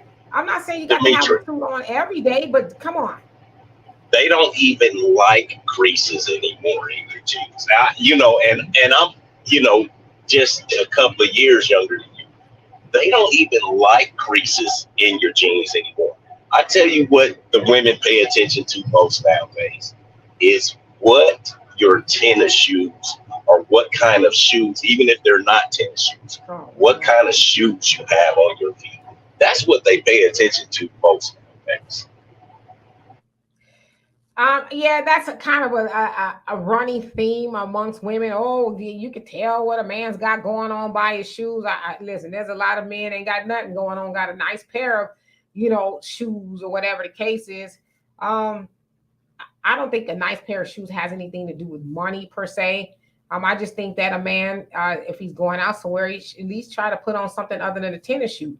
Because at Black America, let me ask you: do you like women in tennis shoes and sweatpants? Does it bother you at all? If like y'all gonna go somewhere or something like that? Well, it really would depend on where we're going. You're talking about going somewhere. Once again, if we're the ladies who I be with, yeah, they dress up, but they're girls, and they know what type of man I am. So it's kind of a complete difference of, as far as like, oh, you want to go to dinners? Let's go down to Circus. Let's go to Barry's. They opened up a new steakhouse. So they'll run down and go get me something, and so that I can go to there. But it definitely won't be any hard bottom shoes. It'll be some like some nun bush. It'll be a dress shoe, but not, where it's like a Stacey Adams or anything like that. And I have a couple of fedoras, a couple of bolos, a couple of caps and things of that nature. But it's not anything. It's more like of a casual, like a dressy casual type of thing. It's nothing like a suit. All right, and Kirby P Films One, how you doing? Thank you so much for the donation. Love and appreciate you for that. He says, "Hey, love, urban wear has destroyed Black men image. At one time, hard shoes and dress pants every day, but around 82, sneakers and jeans became." It says the norm. I think you meant. Yeah, I could see that how people really started to dress down more. I went to school in the 80s, high school, junior high, and we dressed. We like to dress with, nice shoes, away from tennis shoes and things like that. So I can see that. Well, that was even in our music. Guy, 112, all those guys had suits and they were, doing their videos and stuff. Everybody dressed back, in the early 90s, late 80s. There's something, I don't know, how far we got away from it, but damn. And Big Rich, how you doing? He says, when I take my wife out to dinner and a play, I am suited up. He says, the sparkle in your wife's eyes make you feel proud to be your husband, knowing that I'm representing. That's what I'm talking about. You know what I mean? She probably like, okay. Oh, I can't wait to get home. I would have a question for him. Now, is he going to that play because he wants to go to that play or because she's suggesting he goes to that play? See, that's where I'm at with it. But let me ask you this: if your woman wanted you to go, even though you didn't want to go, would you not go? Yeah, I'm not going. I don't care. I'm not going. I'm not going to the opera. I'm not going to the theater. I'm not going to the play. Now I will go to all of the shows on the strip, here in Vegas, but I'm not going to anything like that. It's just not. It's not something I would want to see. It's not something that I would want to be involved. Marico, yes, creases in the jeans. Like I said, I'm old school. I don't mind seeing a man or with some creases in his jeans. I love it. There was this comment really quick. Oh gosh, where did it go? Oh, I know what I was gonna say. I mean, you ain't going to see. For me, I need a man that's open-minded. Listen, honey, let's go to a play. Let's go to it. I don't know about opera. I'll be open to it. I don't think I've ever been to one, but I like to do things that are outside of, as my brother said, I love it so much. He says, I don't want to be with no chicken nugget chick. A chick that cannot elevate past chicken nuggets, or the movie is cool, but hey, babe, let's go to the theater. Let's go see a play. Like I'm one to fly to New York and, go see a play on Broadway and that kind of stuff. I'm not saying it got to be that extreme, but let's go to the local playhouse where the play is going. But see, no shade to you, Black America, I love you. But for me, I need a man that's going to be able to, broaden his horizons a little bit and say, okay, yeah, we can get outside of Netflixing and chilling for a minute and let's go do something. Yeah, I got a suit. Let me dust it off and we can go get dressed. See, I miss the old school. And I love like the old Hollywood movies where they would go to supper clubs and they would, pull up and valet and all that. I love that kind of stuff. We need to get back into that. That's just my opinion. Hey, do you remember when we went to go see Regina King and she was giving people advice about the business and Hollywood and all that other stuff? And we weren't super dressed, but we were like dressed like business casual. Remember that, Demetra? Yeah. Uh-huh.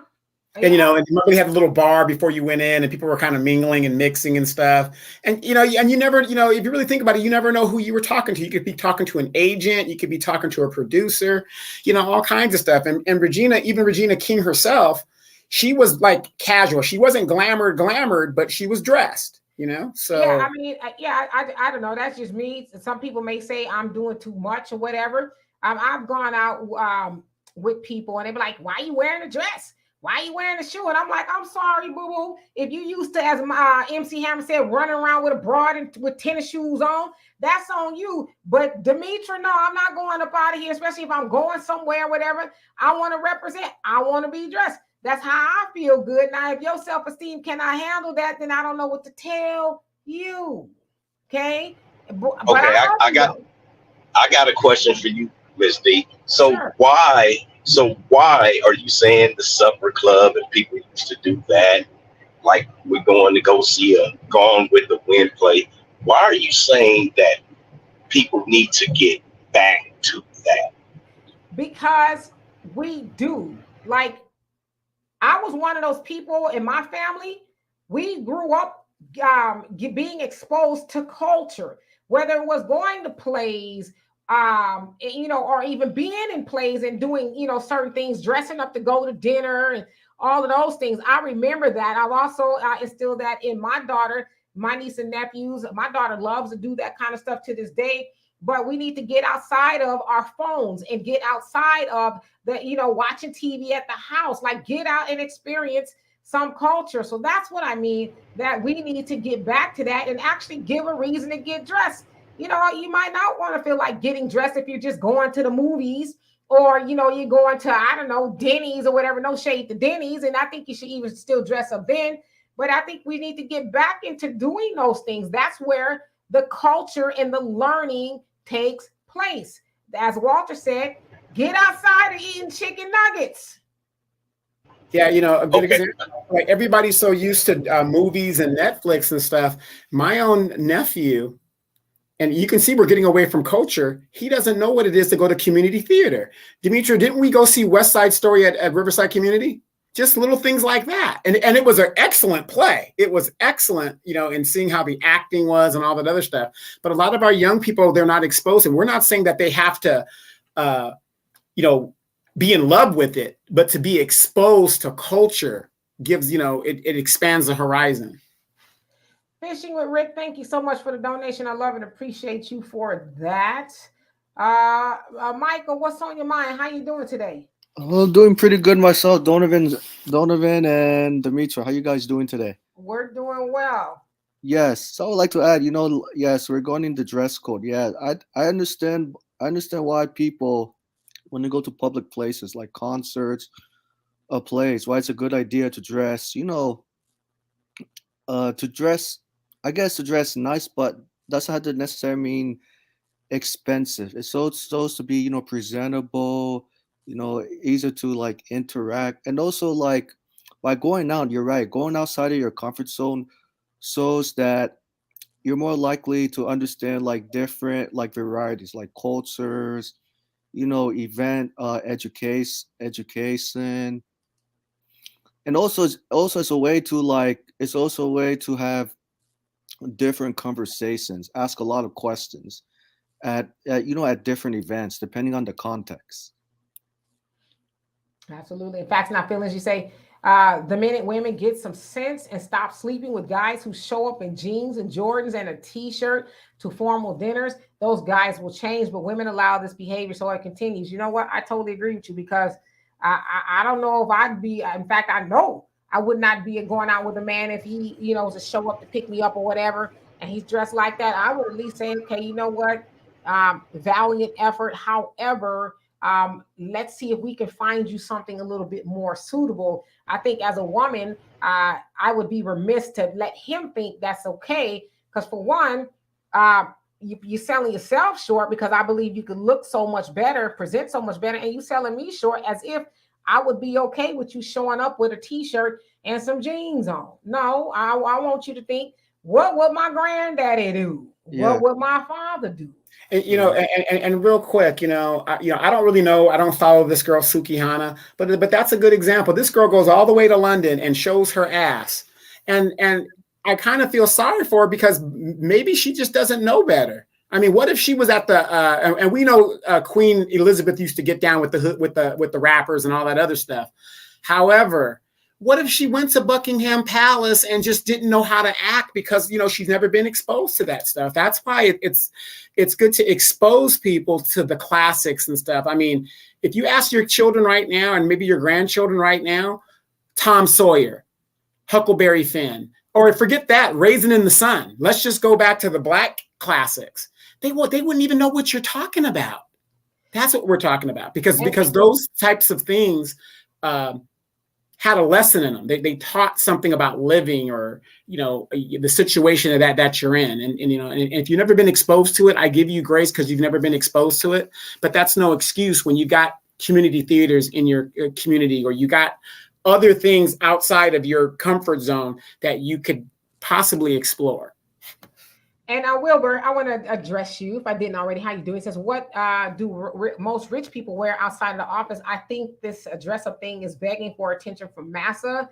I don't know because I've kind of seen y'all kind of having that conversation back and forth about white people wearing that kind of stuff or whatever. Can I say something to that? Sure. Okay, so I went to a meeting when I went to get my third semi, and I pulled up in my G-Wagon. And I'm with all of these white men who are in, those redneck lumberjack shirts. We all see them and think they're going to be chopping wood, chopping trees. And they got all of their trucks out there. And my buddy pulled me to the side and said, don't ever dress up like that or ever come around in a vehicle like that again. Because none of these guys appreciate it and or respect it. If you want to be appreciated by people with money like that, you come in something super regular. You don't, people with money like that, the guy who started Outback Steakhouse, he drives around in a 2008 Mercedes, a little bitty one that's really kind of beat up. These rich guys, they do not like you to show your money or wear your money at all. So I understand completely what you're saying.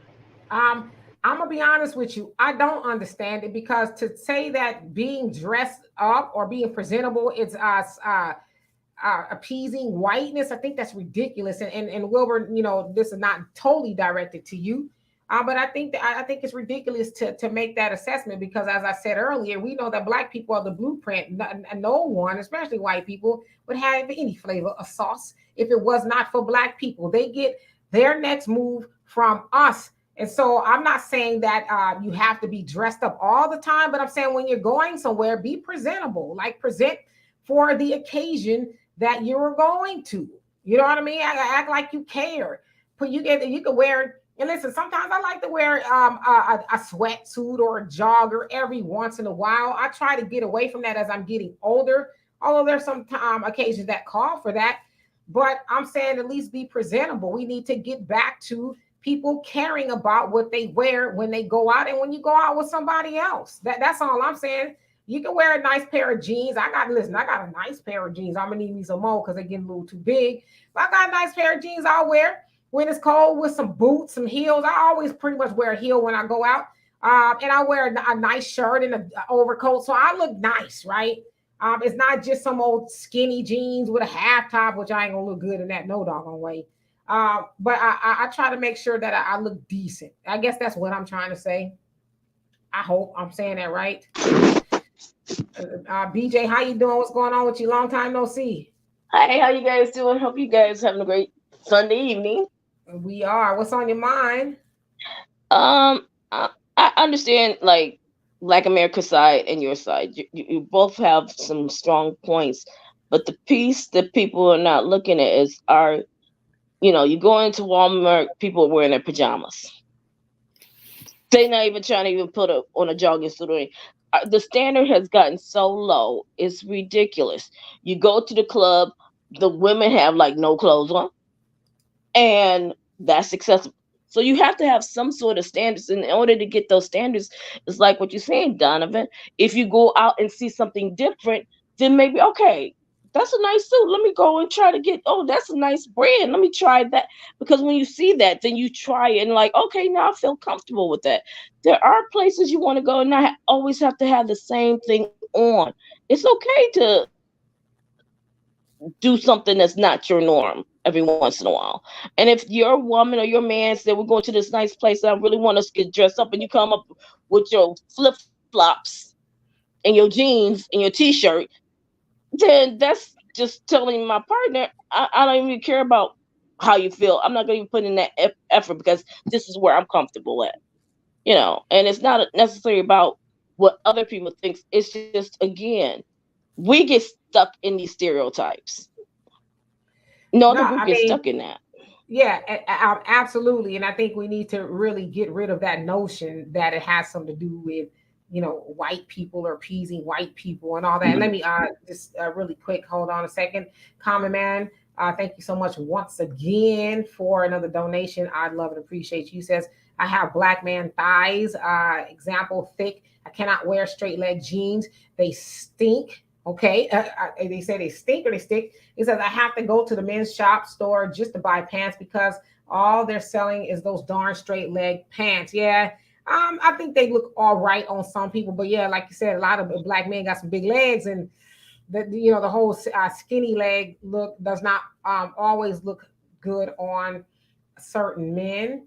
Let's see here. I'm gonna move down to the bottom. I'm sorry, y'all, and Kendrick, how you doing? Thank you so much for the donation. Love and appreciate you for that. Okay, so let's see here. Michael, did you want to add something else to that? Yes, I'm gonna add that. I'm gonna add the fact that you don't have to always buy expensive clothes to look great. You can also go to like a thrift store. I'm sure you guys heard of thrift stores where they sell clothes at a much Now affordable. you tripping, bro. Now you tripping. I mean, they sell nice clothes. Continue, I've been to the Michael. thrift saving Continue. store once. Continue.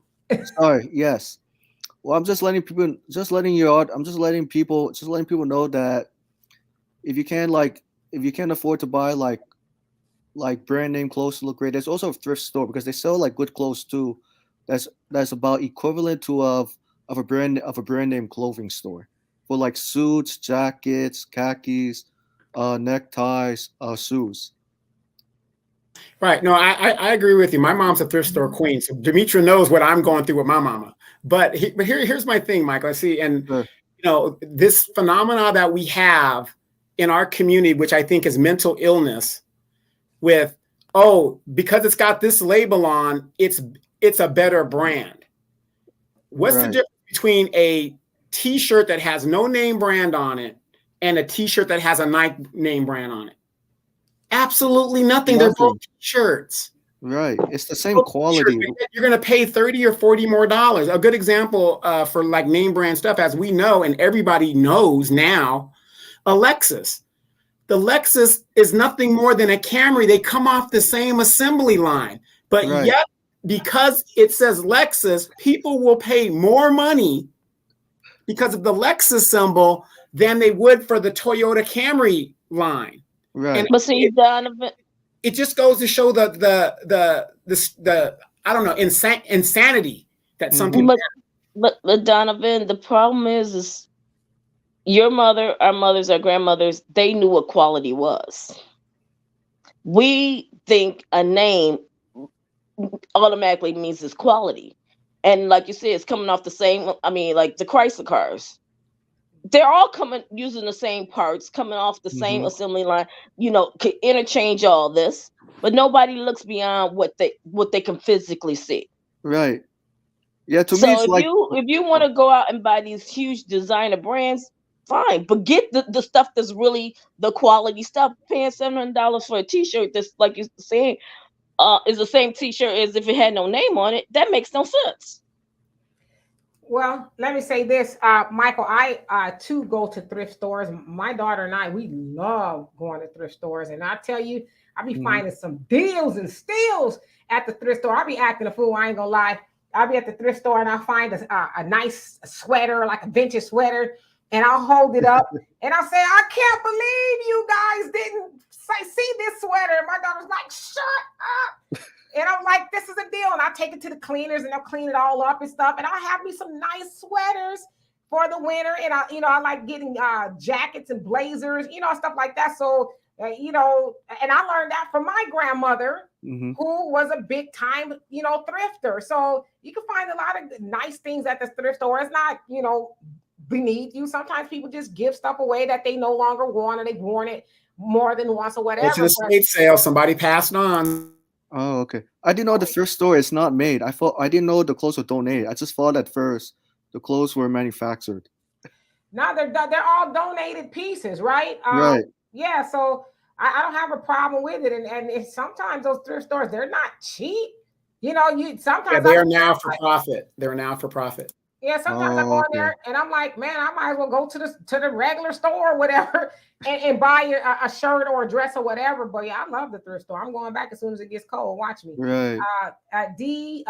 Doe Getter, how you doing? He says, was just talking about how the dress code has changed. Yeah, we need to take ownership of that again and start getting dressed. And Black America, you said in regards to Usher, did I see any men wearing suits? I can't recall off the top of my head if there were men wearing suits or not, but I know that I saw people wearing all kinds of things, from sweats to dresses or whatever. And I put up a picture of what I had on, and I think I was dressed to go see Usher, as I like to do that. Now, I went to a concert not too long ago at the House of Blues, where standing room only. I wore jeans and a t-shirt and some Van tennis shoes, because I'm like, for one thing, I'm not going to be standing on my feet and no heels or whatever, and I wanted to be comfortable. So there are occasions where you do dress down. So that concert didn't call for me to have on heels and a dress and all of that. I went looking like the teenagers, I guess you could say. Black America, don't you add nothing else to that. No. I mean that's cool. I'm glad to hear it. Yeah. So I guess I don't want to make it seem like I'm saying you should dress up all the time. I think you should dress up as much as you can, because you don't know who's watching you. Other day I was in Walmart and I had on a dress and you can dress up. We don't really have too much, as far as, because people look more, as far as what type of person you are and how much money, and then it goes straight to how much money are you spending here. They don't care nothing about how you're dressed. And you said, who is this they that don't care? The companies. If you've ever been to a large gambling place, you have people that come in that spend copious amounts of money. They call them whales, and they don't care if they haven't took a shower. They could sit at the poker table for 4 days straight, and they won't say anything to them as long as they're over there feeding that money. Yeah, but see, they got the money. They not gonna tell the high rollers, hey, listen, you're funky, get out of here. They want them to keep spending the money. So I think that's kind of like apples and oranges. I would imagine that some of those people do dress up if they're to take somebody to dinner or something like that. But regardless of who, what company or whatever, I think you should dress up really for yourself to make yourself feel good. Like I said, I wear perfume whether I'm going out the house or not. It's something I do every day. It is a habit. I don't need to be wearing perfume to go be around people. I'm wearing it for me because I want to sometimes smell good or smell myself or whatever the case is. So I like, for me, dressing up It's for me first, and then everybody else is going to benefit. Like I said, I went to Walmart yesterday, had on a dress and some heels. It was Friday, rather. Had on a dress and some heels. And the sister came up to me. She goes, "You look really nice." And it caught me off guard because I didn't go out there for that, but that she took notice of that. And I didn't have on nothing like a ball gown or nothing, but she was very demonstrative about it. And I said, "Well, thank you so much." So Did any men say that? Huh? Did any men say that? I don't necessarily. I have men sometimes say stuff to me, but I mostly get men that'll look. Like I told you about the time not too long ago, I was in Walmart. I was holding up a pineapple, and I, had on some heels and a short set or whatever. And he says, "It looks good to me." And he looked me up and down. So he's talking about the pineapple and me. And I said, "Oh, it does. He, ha, ha." And he went on about his business. So yeah. But yeah, I do have men say stuff to me. I do. Because my mama, R.I.P., has always told me a man will notice a woman in a dress first. She says, as much as you can, try to wear a dress when you go out. Because you're going to be set apart from the women who are wearing pants or, or tennis shoes or whatever. A man will notice a woman in a dress first. And I never forgot that. I don't agree with that. I don't know. Maybe Donovan agrees with that. You agree with that, Donovan? I wouldn't think that's true. Exactly. Well, me being raised in a conservative military, whatever home, I was always taught, the women in the dress, because you're looking at their legs and all this other stuff. They're showing a little bit more as regard as their regular skin. So for me, yeah, I look at a girl that's in a dress way first before I look at somebody in the pants. What kind of hold on a second. you talking about? You talking about a flowy maxi dress? Now that's sexy. What kind of dress are you talking about? Well, to me, any dress. I mean, because like I said, I like, a good example. My ex-wife, she used to love to wear sundresses in the summertime, even though it like covered her, pretty much. When that sundress would flow and the different colors on it, it always got my attention because it's moving. It's something that's moving in the air. Truth teller, I put the link in the comment section if you want to come on. Just make sure I see your face first, and then I will.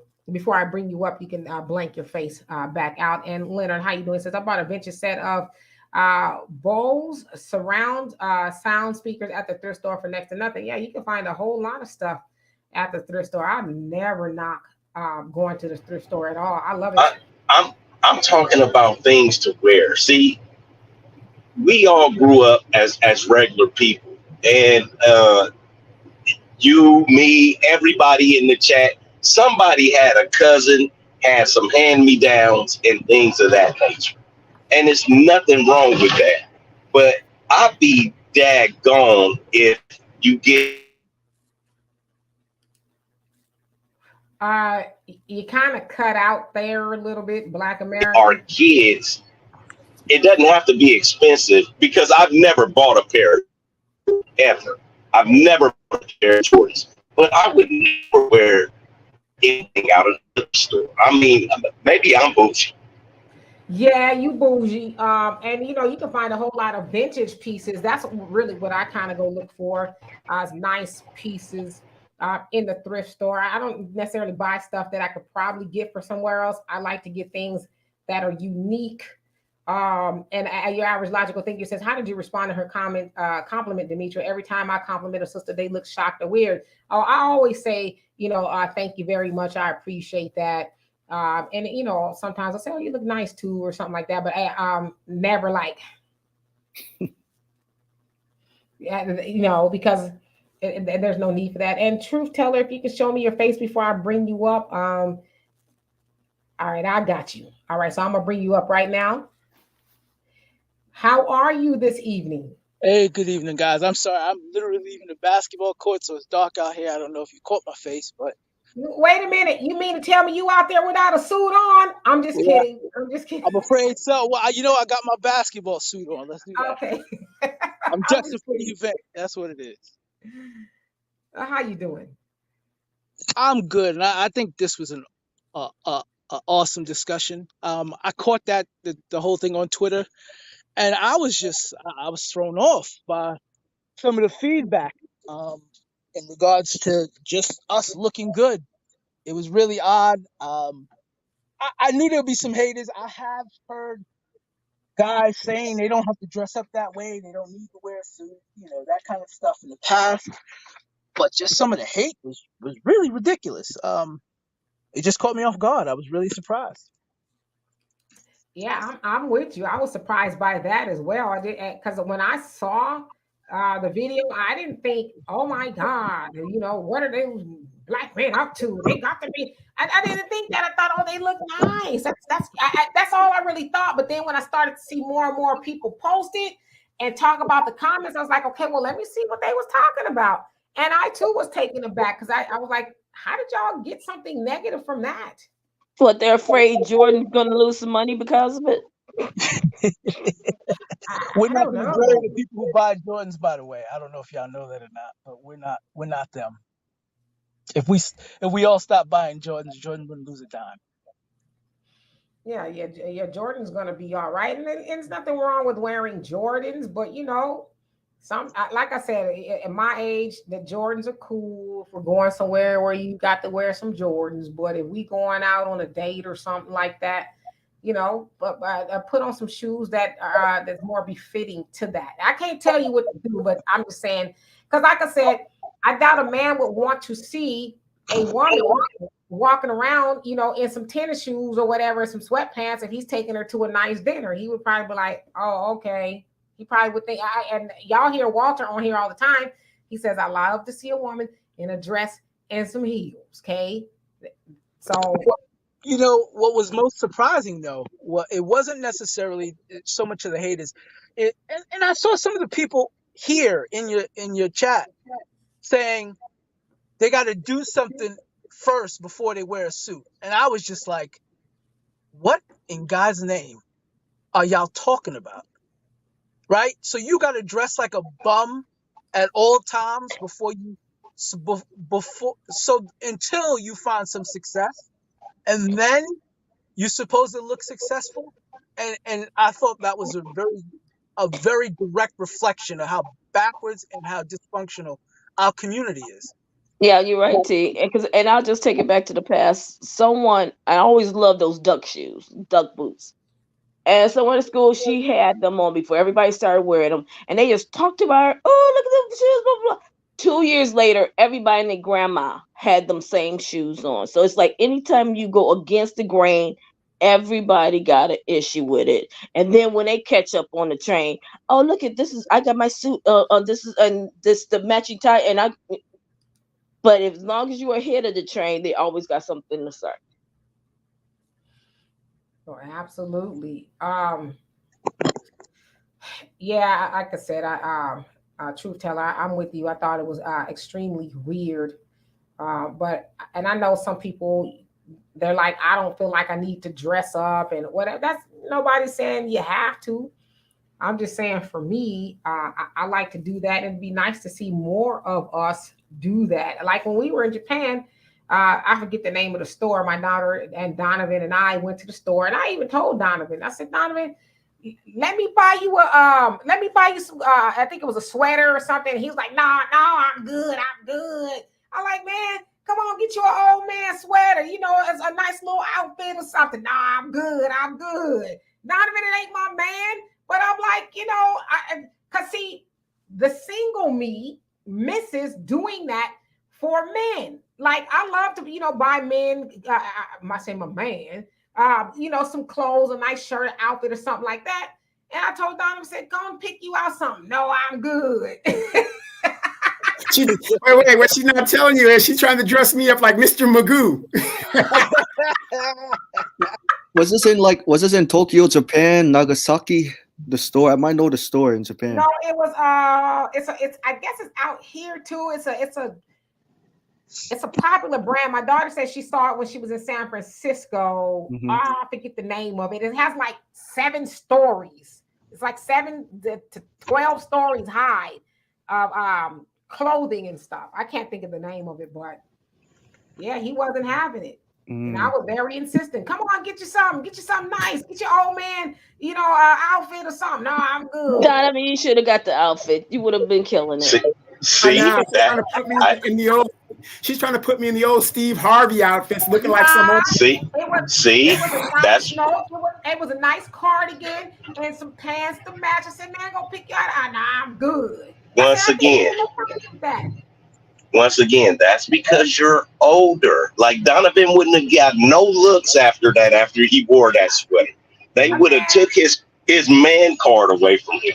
I doubt it. They'd have been like, who is that? Is that Denzel Washington? Well, it all depends on the audience he's going in front of. So I Yeah. have younger sons and nephews. Right, I'm in my 40s, by the way, but I have sons and nephews in their early and mid 20s. So I could definitely understand, how depending on where they're going and what outfits to wear and how to pull it off. Right? You tell young men, hey, you should have a suit. And they like, okay, well, where am I gonna wear a suit? But what y'all don't understand is a suit could be broken up into 4 separate outfits. Your jacket could be a blazer with jeans.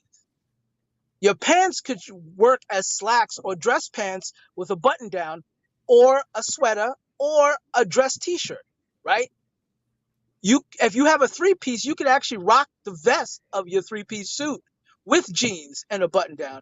I mean, you could throw together an outfit. You could split a suit into multiple outfits, but people just hear suit and draw the line right there, and that's it. I don't have no way to wear a suit, but that's not where a suit stops. So we got to take that into account, and it is the younger people. The younger people, they want to dress a certain way, and I understand. I get it.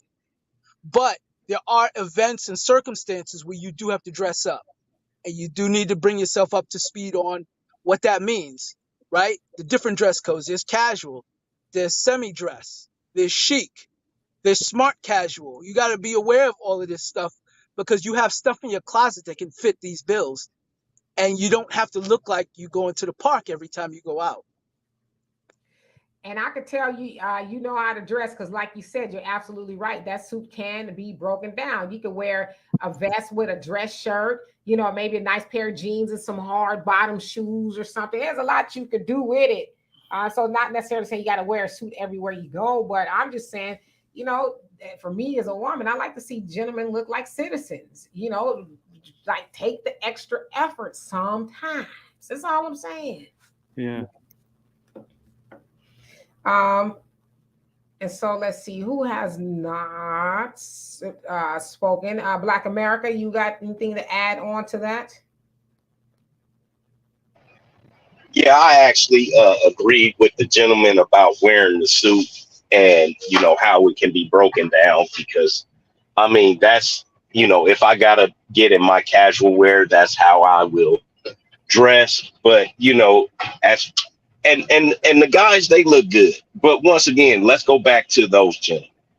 Though the people that were hating on them and the gentlemen, I want to say, I would more think that they were the more Black Power, Hotep, listening to Erica Badu and all of those type of gentlemen because like what I'm talking about, brother. Like those guys, they don't, they with the chakras and the crystals and all of this stuff. It's kind of like Dr. Umar and Brother Polite. You've never seen those guys in any kind of dress attire and be like, I think I want to wear that. You know what I mean? But you know what? Dr. Back in the 90s, them dudes was the turtleneck with the dress vests. You know what I'm saying? They'd have the turtleneck on with the vest, with the jeans and the nice shoes or boots, and they would be doing their thing in the wintertime. So I don't know what's going on now, but yes, it's kind of crazy. Right. And that's what I'm saying. It's kind of like Dr. Umar. Every time you see him, he got his hair all over his head. He's not anything that I would have any of my young men's group aspire to.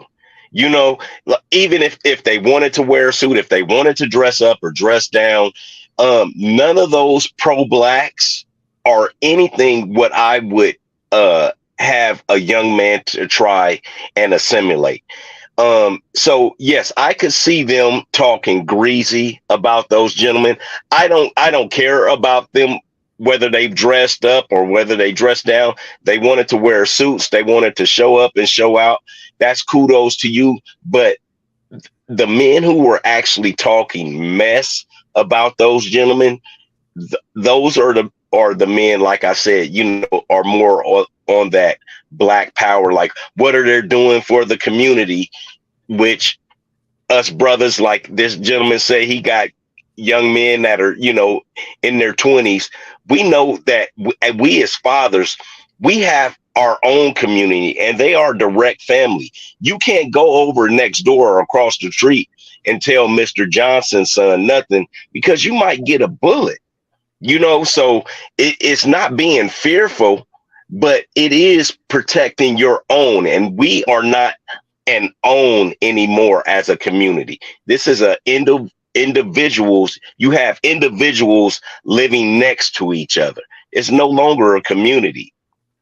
I mean, I guess I hear what you're saying, but again, I'm just one of those people is like, we need to start getting back to that and leading by example. But I want to read Kiki's comment. How you doing, by the way? It says, with all due respect, Donovan is very attractive. I'm just playing. It says, I don't think much would look bad on him, though. Was it the color or the outfit completely? And it has nothing to do with age. Shaking my head. I've always liked guys who dress decently, even in my teens. I didn't like bummish dressing guys. I don't think it was Donovan. Donovan, sometimes he just is set in his ways and he didn't want to. He just like, no, I'm good. I'm good. Well, to be honest, one of the biggest problem is I have more clothes than I can actually wear. That's the problem. So it's like I'm just trying to downsize, and when you're trying to downsize, you're trying to get rid of stuff, but when it comes down to it, you don't want to get rid of nothing. You know what I mean? Yeah, but I offered nevertheless, right? Let me get back to this one comment by our dear brother Easy. He said, D, is it the budget fashionista? And I'm sorry, I don't know what that was in regards to, but I actually have, I haven't got the website up, but I've owned this name for a very long time called Fine on a Dime, where, and I've had it for over 10 years, where I would go shopping on a budget and find nice things and post them. Haven't gotten back into it. I lost most of my things in a house fire. I'm in 2012, so I just never kind of brought that back up. But I know who the budget fashionista is. But I also have a thing called Fine on a Dime, where you can be fined for, next to nothing. It's totally possible to do. Let's see here. Abdul says, Bob Marley says his richness in life is not material possessions. That's true. And I think, too, maybe we need to see clothing as not necessarily being materialistic. I know that people can be materialistic when it comes to clothing, like you have name brand stuff and all that.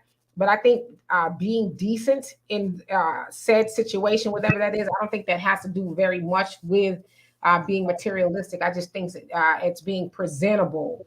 So I don't know if we can kind of merge those two together. Well, I want to kind of expand on what you was just talking about, and Sure. it's awesome that you have something like that you were doing. When I was growing up, JCPenney and Sears was it, right? So my wardrobe as a kid mostly came from JCPenney and Sears. Now, I know they're not kicking like they used to, and the young kids is like, what are those things? But you can actually step your game up with some simple tactics that don't cost you a lot of money. You can go to Walmart and get a suit and take it to your local dry cleaners, right? You can take it to the Chins and get it altered, right, to fit you appropriately. And your suit that didn't cost you a lot of money could look like $1 million. You could do the same thing with dress shirts. You could do the same thing with slacks. You could do the same thing with sweaters. You could do the same thing with polos. You can get something a little bit cheaper and make some alterations to it and make you look like $1 million without breaking your own pocket. So it is possible. Oh yeah, it's you don't ever have to break the bank. I know back in the day, people would go get a few pieces for the summer or winter or spring or whatever, right? Just to kind of freshen up your wardrobe. I'm one of those people. I don't spend a lot of money on clothing per se, but I will spend a little bit of money on shoes. I like coats, like overcoats and things like that. Um, and I like nice smelling perfume. I think that's about as much as I'll spend a little bit more money on when it comes to clothing, because dresses and stuff, especially us for women, we can get those cheaply, if you will. Um, but yeah, you don't have to break the bank in order to do that. So there's a copious amount of ways you can go about looking nice. Hmm. That's true, because what Donovan said earlier about picking between Toyota, Camry, and Lexus, they're the same. I mean, they're the same thing. One is more expensive, one is decent, and I can understand why. I can understand why people want to buy the Lexus brand, because the Lexus brand means economic success. That means you have more money and wealth. You could afford things that you couldn't afford. You couldn't afford before, and also because of the consumption. We live in a consumption-based society, so it forces people to like think to themselves. I have to. We have individually. I have to work hard. So if I'm going to have to work hard, I need to impress my friends to look great, especially for a car. And I noticed that a lot of people are trying to gain popularity, friends, but not understanding it's the inside that counts. Because yeah, you can have an expensive Lex, you can drive a nice Lexus, great. But what if at the same time you can't afford the payments, the monthly down payments on your Lexus or even your house? So it really says a lot about people's insecurity. Yeah, and we constantly try to follow a trend, and we don't even think about, is this really benefiting us? Like you got everybody was saying, you don't have to spend a lot to look great. There's plenty of people who don't, who take clothes and alter it and come up with a whole fashion style on their own, so they don't have to follow what's being presented to them. But I know how the media is constantly flashing, Kardashians, all this stuff, and you think you have to meet these standards.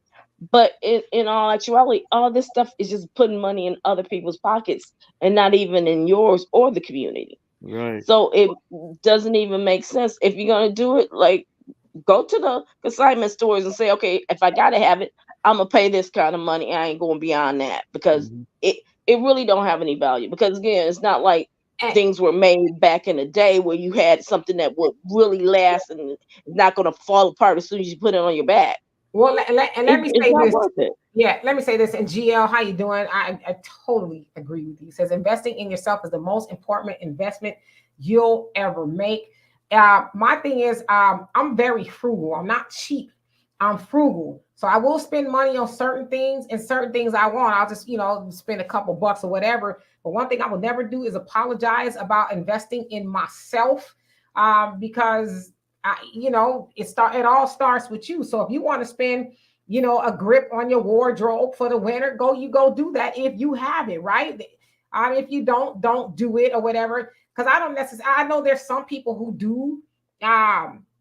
They spend a lot of money with the name brands and stuff like that. Okay, yeah, that's whatever. But I don't think anybody should be apologetic about spending money on yourself. Because I know for one thing, especially run around buying cheap shoes, you're gonna have bunions and corns and all that other stuff. So me, I'm like, I'd rather spend a couple of more bucks on a good, well-built pair of shoes than to be doing it on a cheap or whatever. But yeah, invest in yourself. Like I'm not one on big on skincare as far as buying a whole bunch of like face soaps as some people are. But I've recently started getting into having my face, what is it? It's like a hydro facial once a month. It's $60 a month, but I can write that off because of what I do, right? But it's good for my face, so I'm gonna invest in it. Now I could say, well, I ain't gonna spend no $60 a month to get that done. But then it's like, do I want the results from it or what? Am I going to apologize because I'm investing in myself? So I agree with you, GL. We should make that very important to invest in yourself. Right. Do you remember the episode in A Different World between Dwayne and Kim Whitley? You remember, like, both people dressed very nicely. Oh, The yeah. only, the only difference that Whitley was very materialistic. Like, she was into like the fur clothes, expense materials, And then she found out that when she lost her job, she had to sell her coat. And whereas Wayne, he was very smart with his money in that episode. He spent very wisely, like you said, Demetra. I'm sure you remember that episode in a different ward, late 80s to early 90s. Oh yeah, I remember. Hmm. Yeah, I mean, Whitley came from money per, the storyline. She came from money, but yeah, and like Gio said too, don't follow trends, have timeless staples, and some of those timeless staples you can actually say, you know what, I done fell on hard times. Let me take it and see how much I can get for it. Yeah, but I think is actually one of the problems that we have is, and everybody does it excess. When you say invest in yourself, yes, you invest in yourself. There's no doubt about it. I agree with that. But it's when every time a new Jordan comes out, you're at the store getting a new Jordan when you know you got your rent due or your car payments due. Every time something, you know what I mean? I understand, you have your vices and whatever, but you got to be realistic in regards to what you're going to invest in. So yeah, you got to take care of yourself. At the end of the day, you got to eat well. You got to do this. You got to do that. But however, let's be realistic. You can't go and eat filet mignon every Friday night because that is your vice and that's the thing that you want to do. Or maybe you can. I don't know. But I'm just, unfortunately, the average person, we take it out of context in regards to doing for ourselves.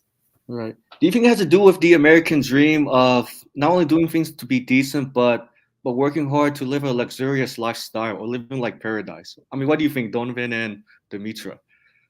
I repeat that question one more time. I'm sorry, Michael. Oh, I was saying that I'll just explain what Donovan said. So I understand that the American dream, and they said the American dream is supposed to achieve decent things, dress decently. But I know the American dream these days is going out of context. Everything's now about riches, wealth, looking nice, driving nice. I mean, do you think the American dream is kind of like exaggerating how people feel, look, present themselves, even though they don't have money to look good, but I'm sure they have enough money to buy decent things. And two is filet mignon is actually easy to make.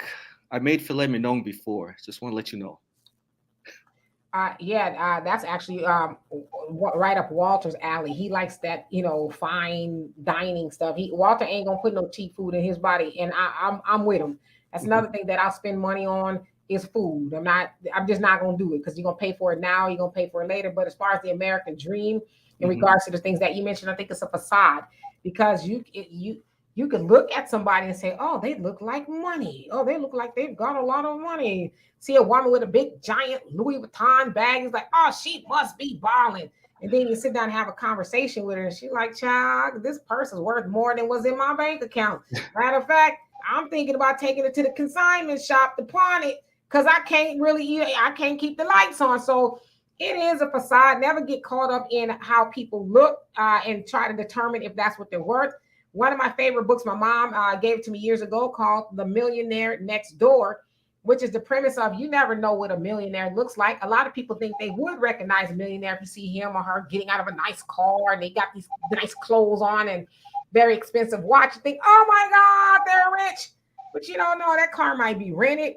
They might have had that dress for 10 years or whatever the case is. They might have come from a studio apartment or whatever. But many of us are living next door to millionaires and not even know it because they driving a 2005 Honda.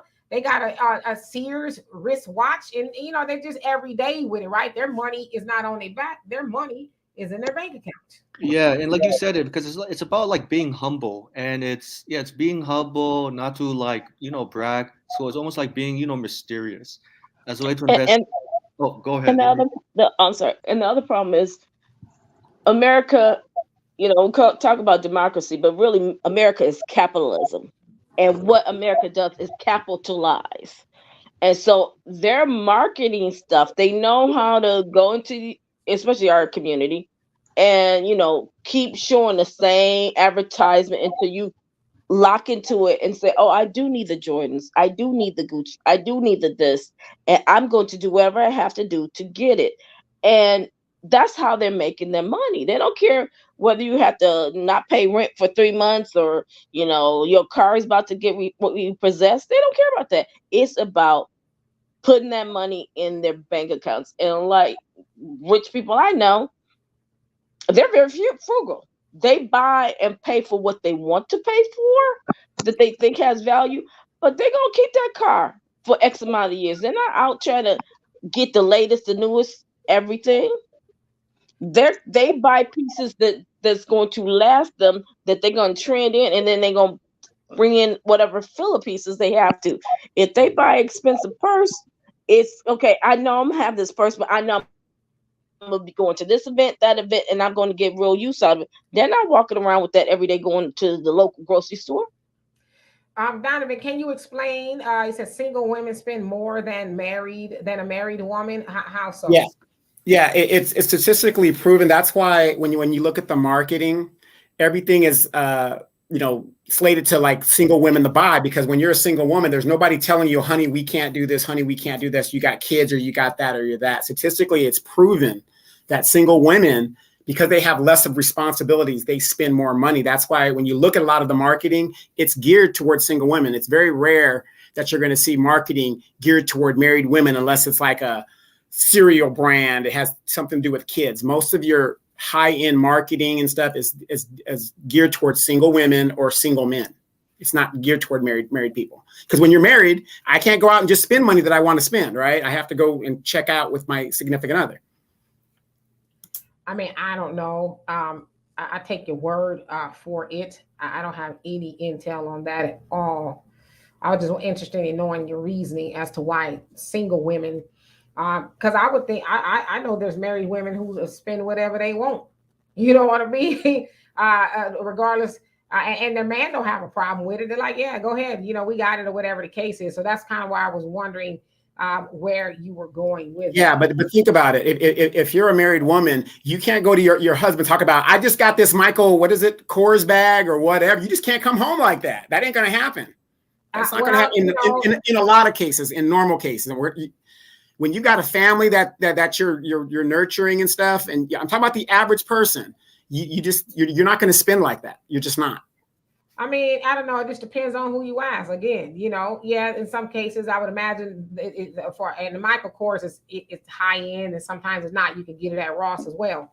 I don't know. I just think it depends on who you ask, or whatever the case is. There's a lot of men that ain't got a problem with a woman that don't require their woman to verify with them before they go buy themselves something or whatever. So I guess it just depends. Have you seen those videos where and I don't know if they're skits, I'm not sure what they are, but I'm sure some of you guys have seen it, where the woman like took $4,000 out of the account to give her baby daddy, and then the guy's upset. That's what we're talking about, like situations like that. When you've got a significant other, you just can't arbitrarily go and buy what your heart desires. You have to check the budget. So just to give context to what he's referencing, there are studies to this, by the way, but majority of couples are not dependent on just one income, right? So that's the first one. So your example that you gave is a couple who's only dependent on one income, for which the woman could do whatever she wants with whatever income she earns, or whatever is shared with her from her husband, right? That is not the majority of people. Actually, that's a very small percentage of people that have that ability, right? Me and my wife are in that particular situation, and no matter what she wants to spend, if it's a large enough number, it's a significant enough number, it does need to be discussed before it's done. And I'm not talking about Michael Kors bags. So, it's not normal for that to happen, where a woman could just go and spend freely. If there's anything dependent on her income in that household, it does need to be discussed. Most single women don't have that restriction. Not only that, most single women are in debt on the average for that reason. Credit card, banks, school, all kind of stuff. Their cars, their houses, they're buying houses. That is debt. That's not an asset until you pay for it, until you pay for that mortgage. So it is what it is, But I can attest, most rich people, and I think Black people need to, as a group, need to understand this. And I have personal experience with this. I have family members. I do have friends. Most millionaires, you wouldn't even recognize that they're a millionaire. Most of them will shop in regular stores, Target, Walmart, supermarkets. You see them on the street, you don't realize that they're millionaires. And it's just simply because they don't what you see on TV is just, it's a fantasy. That's not what a lot of rich people look like.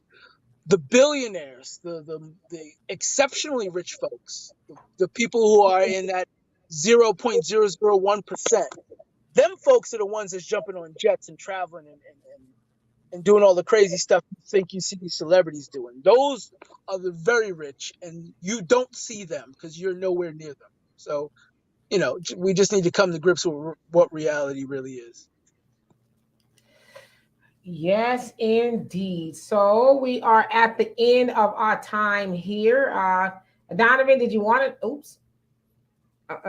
Did you want to take an opportunity to discuss the? I already put it in the chat. For those of you guys that didn't see the chat, if you guys have heard Ebony K. Williams, she's the one that was like, "Would you date a bus driver?" She's like, "Oh, if he dated the bus." She recently has recanted that and has gone back and is basically telling women, which I think her message is more for the younger women that are, young and just getting into college or in college right now, to prioritize marriage while they're young.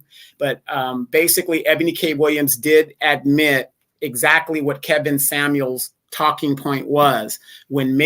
As men get older, their value gets better. Not that when women get older that they're less than or anything like that, but women's value as they get older in regards to giving children gets lesser. So it's like an imbalance. The same thing Kevin Samuel said. And basically, a lot of women have a problem now, like, "Oh, how dare you traitor," and this, that. If you agree with what she said or if you don't agree with what she said, it's kind of telling that a lot of people, as successful as Ebony K. Williams is, as beautiful as she is, whatever, she's waking up to the reality that when you get older and you prioritize your degrees and your job and whatever, your younger years are gone. It really does give you an imbalance. It's going to be harder for you at an older age to find the man that you are trying to seek or whatever. So it's just a eye-opening thing for her to come out and reverse. Yeah, so she was basically saying too that is, along with getting degrees, you should strive to get the degrees of MRS, which is a Mrs. To be married. She says that women should strive to get married. I think she said out of college or something like that. So it does seem some sort of like a reversal from the stance that she took prior. Kind of going hard in the paint for single womanhood. I don't know how old she is. I'm imagining she's in her 30s, maybe 40s. I don't know. Sounds like she was talking about freezing her eggs. Yeah, she just turned 40. She's just in her 40s. So yeah, so she's switching gears, if you will, in regards to that. As I always talk about with my mother's generation, my mom graduated in 1967, and the conversation amongst her and her female classmates were, when we graduate high school, we are going to get married. We want to get married. We want to raise a family. I want to be somebody's wife. That was the conversation that they were having. Now, I think it should be said that those women were not deemed to be stupid. My mom had a full ride scholarship to Clark Atlanta. Though she did not take it, she moved to Los Angeles to be with her mother, because my grandmother moved to Los Angeles from Connecticut. But my mom did get her LVN. She was a nurse. So my mom's a very accomplished woman. But when she met my dad at the age of 19, she put all that aside, if you will, her career ambitions. And to her, the most prestigious thing that she could do is raise a family. So she said that back then, even though that was kind of on the precipice, if you will, of the women's movement really taking hold, she said even back then, the goal was to get married. It was admirable to be someone's wife. Of course, we've moved away from that, being more career oriented during the women's movement back then, which is considered the second wave of the women's movement. Women were going to find themselves. I no longer wanted to be tied to a kitchen, a man, or household responsibilities. Anything a man can do, I can also do.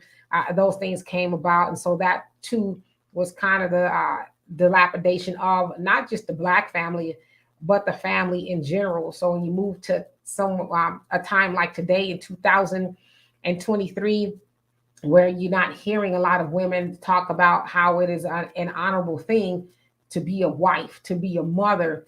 You're just not hearing that more. But I think it's helpful for somebody like Ebony, who I think probably got snatched up by Ayala Van Zant when she made that bus driver comment. And a lady, like you said, she probably saw a lot of comments kind of taking her to task. I think it is very, I think it's good of her. I won't judge her. I think it's good of her to do a reversal and say, hey, I've made a mistake. Young women that's coming up behind me, please don't make that mistake. If you can, as they say in the nation, settle down to a good choice, raise a family, because when we had mothers at home, and I know I'll probably get in trouble with some women, but I've always had this ideology. I've never switched from it. My mother was a traditional woman. My grandmother was traditional women. But when we had women at home, the home base, we turned out better children. My mother, RIP to her, she was always complimented on the job that she did with her children. You know, I have 3 other siblings with my mom, from my mom or whatever. And everybody always complimented her and said, you have very smart children. Your children are always doing something, and the grandchildren are very smart, and so on and so forth.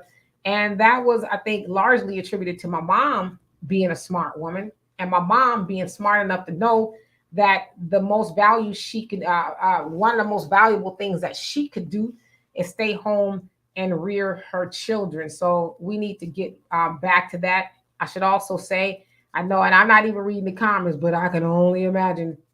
I know that we don't live in a time to where someone would say, well, the man can stay, go to work, and the woman can stay home. I tell you, I was born in the 70s, and my mom did not have a car. My dad had the car. My mom used the car. When my dad was home, she went to the stores. She did all the things then. We caught the bus if we needed to. So what I'm saying is, my mom was able to stay home because we didn't have a bunch of cars. We had a 2-bedroom house. My siblings and I all shared 1 bedroom, and my parents had a bedroom, so it was feasible. So if we really wanted to, we could get back to those things. But it's like, how bad do you want to do that? Do you value having 15 cars in the driveway over having a household full of children that are conducive to society because you gave up those material things? So just questions you really have to ask yourself. And then let me just add this. I have a lot of lady friends that keep complaining about where are the good men and this, that. I agree with Ebony K. Williams. As you know, Demetra, I have a few degrees myself. But, unfortunately, I wasn't lucky enough to be young to attend college and have that experience. I had to go to college while I worked.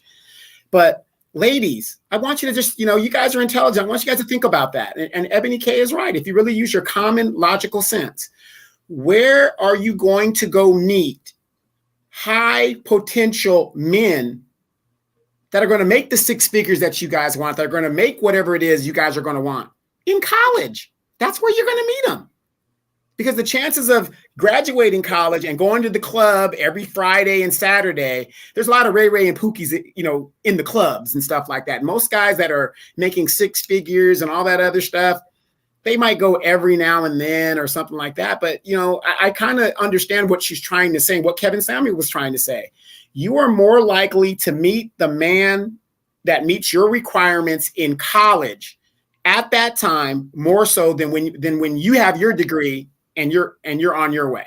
Because while you're in college and he's in college, you're both working towards your degree. So that man has a degree as much as you do, and you build together.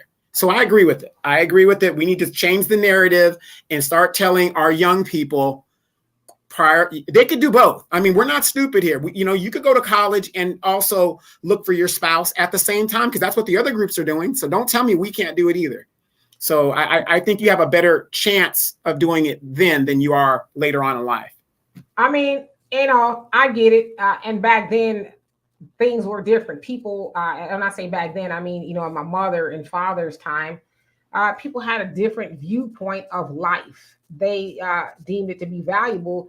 For one thing, a lot of women was not going to be shacking up with no man. Like, you going to make me an honest woman, right? You going to put a ring on his finger, and we're going to jump over the broom, and we're, we're going to have a family and raise a family and all those things. So ideology was a little bit different. Now, I don't know, people are kind of more geared toward being an individual.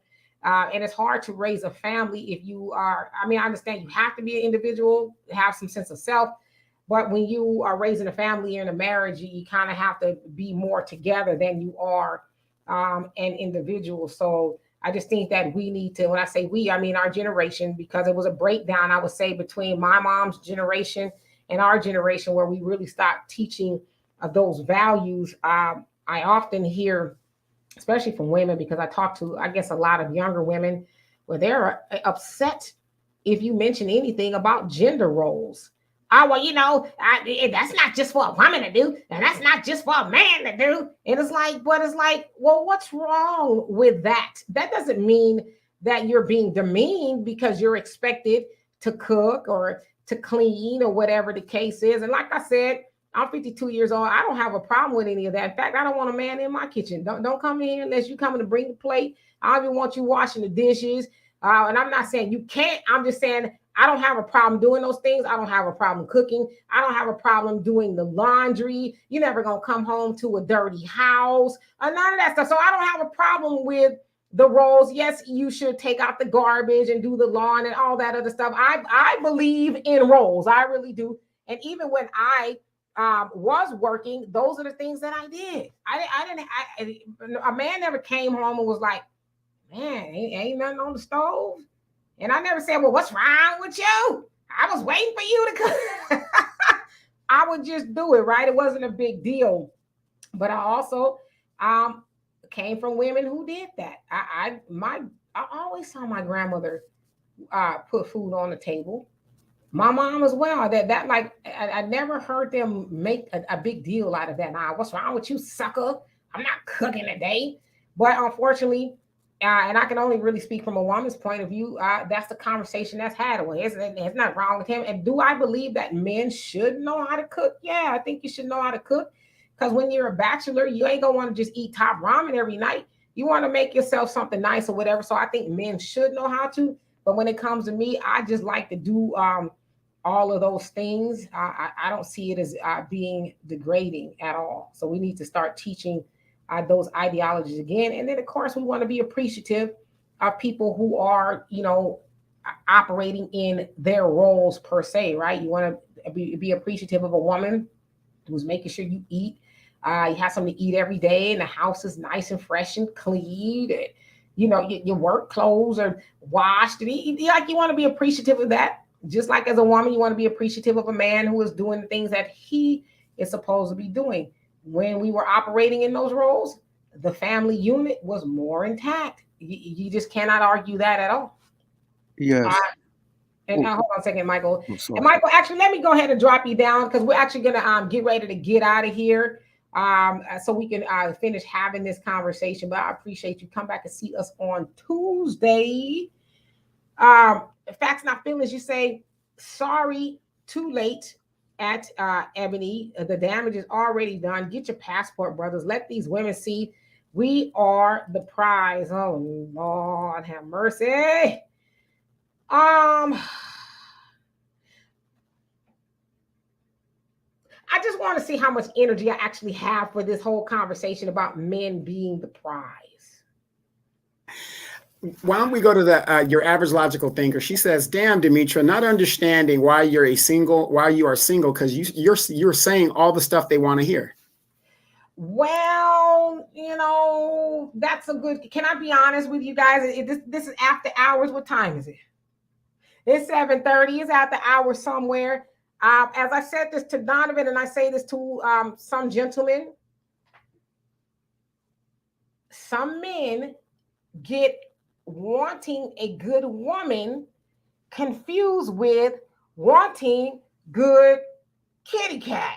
Okay, there's a difference. Some men think, oh, I got a woman and she's just pow, pow, pow, pow, pow. She let me use every hole. She's giving it to me any which way but loose. They confuse that for a good woman. Now, a good woman is the things that I listed, and she really good. You're gonna be able to do all that with her too. You know what I'm saying? But I just think I don't want to say all, but there's quite a few men who don't know what a good woman is. And listen, I ain't got to lie on my name at all. You can ask any man that I've been with, and they'll say, no, she ain't lying. She is not lying. She ain't, capping, as the younger people will say. I'm for real about mine. Anybody I've ever dated, they'll tell you, no, she is all of that. So I don't know. Maybe I'm damaged goods to some degree. I don't know. I can't put my finger on it. But I will say, any man that I get with will be a very happy man. Trust me, he will be. We'll just put that on out there. All right, so let's see here. And Malia, how you doing? You say mothers shouldn't have to go to work 12 weeks after having a baby. It's sad to me when women have to do that. Yeah, I think they shouldn't have to go to work for at least a year. And yeah, right, at all. But sometimes they do. But I would say at least a year. And it should be paid. And I think the same thing for fathers. I think now in some cases, what is it like? You get, was it 6 weeks or something like that? Or men do? Because before... yeah, the corporations want y'all asses back on the job because they're paying minimum wage. Yeah, and Dwayne says, I feel the mom at home with the children is a good thing. It really is. The mom is so much more than just being a mom and a wife. Of course, she should take some time for herself, but she's everything you can think of. She's a doctor, she's a nurse, she's an accountant, a confidant. She's all of that, right? So that it's actually one of the hardest jobs a woman can have, and it's one of the most rewarding jobs that a woman can have. And Monica says, reality is all other cultures do exactly what Ebony was forced to say.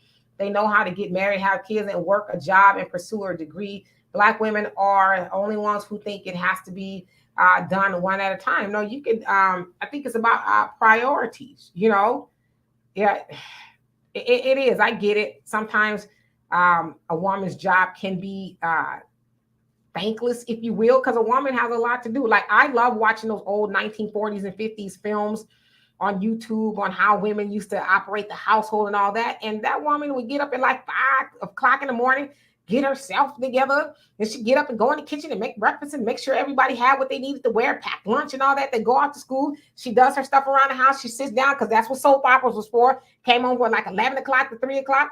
That was her me time. And in the meantime, she might have had something in the crock pot or something in the oven. All right, the kids and the husband getting ready to come home in a couple of hours. Okay, playtime is over. Let me get up and get back to work. And that was her day, right? So it was very strategic in how the woman moved. So well, wait a minute though. I remember back in high school, you used to love to watch the Jetsons. The way Miss Jetson would just do everything by the button. That was your thing. You're like, yeah, I can't wait till they start making all this stuff.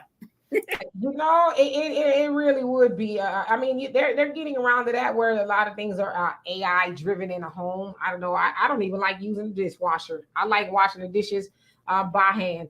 And Brother Jonell, how you doing? He says limits are like impossibilities. Majority are programmed to place them on themselves. As the saying goes, there is someone for everyone, and it's never too late to find love. All is just a matter of mind. Most only chase an illusion. Absolutely, that's what I said. I mean, people getting it confused with a good woman and her, being a good time. That is a big difference. I mean, I would imagine. Let's see here. Common Man says that's if they don't have children when they go into college. Yeah, some people have children when they go into college. And Lady Blue says, I graduated undergrad at 21. Man, marriage wasn't on my mind. Yeah, and I'm not sure when you graduated, but as I said, back in my mom's day, that was the goal. And Will, how you doing? So glad you are joining us. She says, I'm about teaching the young. I am doing this for the children. Absolutely. And Donna says, every white woman I went to college with that was majoring in education was focusing on the Mrs. degree, being a wife.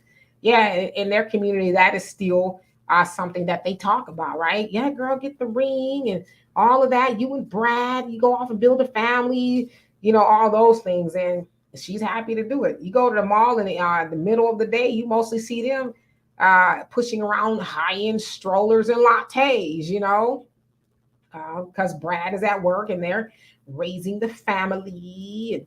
all that other stuff. Dwayne says, I met my wife after college. And GL says, they are upset until the rent is due. You crazy. Tanya, you say some people are just flashy no matter what. Okay. I just saw your average logical thinkers comment. And Roger says, a lot of us need to work on being internally focused on of control instead of external. Locus is what you meant to say. Of control, then capitalism wouldn't have its negative impact on us. I get it. And Norris, you're absolutely right. God wants order in the home. Yeah, he doesn't want men and women talking about it ain't my job, it's your job. And somebody's got to do it. If the house needs cleaning, it needs to be clean. So if the woman doesn't want to do it, and that's your wife, fellas, just do it. Whatever. It isn't worth all that foolishness. Yeah, Gia, when we step outside of our roles, we do cause chaos. It becomes something completely different. Abdul says, and I agree with the brother on that. And what he said is 100% true. All right. So Will is saying Tuesday. So I'm imagining you and Donovan are having a conversation. A lady. I don't know if I want to get into that. Facts, not feelings. You say, Demetra, men built the world you enjoy today. So yes, we are the prize. Okay. Like I said, I ain't eat my Wheaties today, so I'm just keep on going. Abdul says, I remember one time when I was in Beverly Hills and I was talking to this guy and he told me that the people stay next door to him has lived in the house for 20 years and he has never met them or talked to them. I think he meant. And Beverly White, if I didn't already, how you doing? And yes, please, thank y'all for hitting the like button. Kiki says, no, it's not too late. Shaking my head, stop it. He sounds bitter. People need to stop. Love has no age limit. I totally agree. I don't even get into the whole wall conversation and, she's too old and, all that. And I get it. There's some men who like younger women and that's their choice. But as I always say to y'all, when I say y'all, I ain't speaking to nobody in particular. I'm just saying y'all. Y'all like those younger women, but then get mad when they do young women things, like when we're gonna go to the mall, and I'm gonna talk about old people stuff. When are you gonna spend some money on me? Like don't get mad when she does those things. That's what young women do. As I say, a lot of older men want a younger woman to act like Glow Dean. Glow Dean gonna go in the kitchen and whip you up some catfish, cornbread, and some greens or whatever. And young tenderoni gonna be like, all I know how to do is boil hot dog water. You want a hot dog? Hot dog? You mean ramen? Right. How do you do that? And I'm not mad at her. You know what I'm saying? But I'm mad at the dude that's expecting her to put on this 5-course meal for him. It's like, she probably ain't gonna do that. Donovan, what you watching? I have to update everybody on the Kansas City Chiefs New York Jets game. It's 10-0 Chiefs. Okay, thank you for that. Malia says, you're not damaged goods. Quality men are low in stock. Ooh. I ain't say all of that, but thank you. Will, you say 2038 EDT hearing. And there's an emoji I cannot see, Demetra. And what's EDT hearing? Facts Not Feeling says, a woman who gives it to me every which way is a good woman. Just make sure you chain her to the bed and have some rock wallers guarding the house. I mean, yeah, get you a woman that can do all that. My sister, who was on here the other day, she told my nephews one day, and I tell the story a lot, when we were in Mexico and we were having a conversation about the type of women they would marry, and they were very young. And my sister, she's sometimes very colorful. She says, because Tecate is a Mexican beer. She says, get you a woman that's gonna bring you a Tecate and some Tecuche.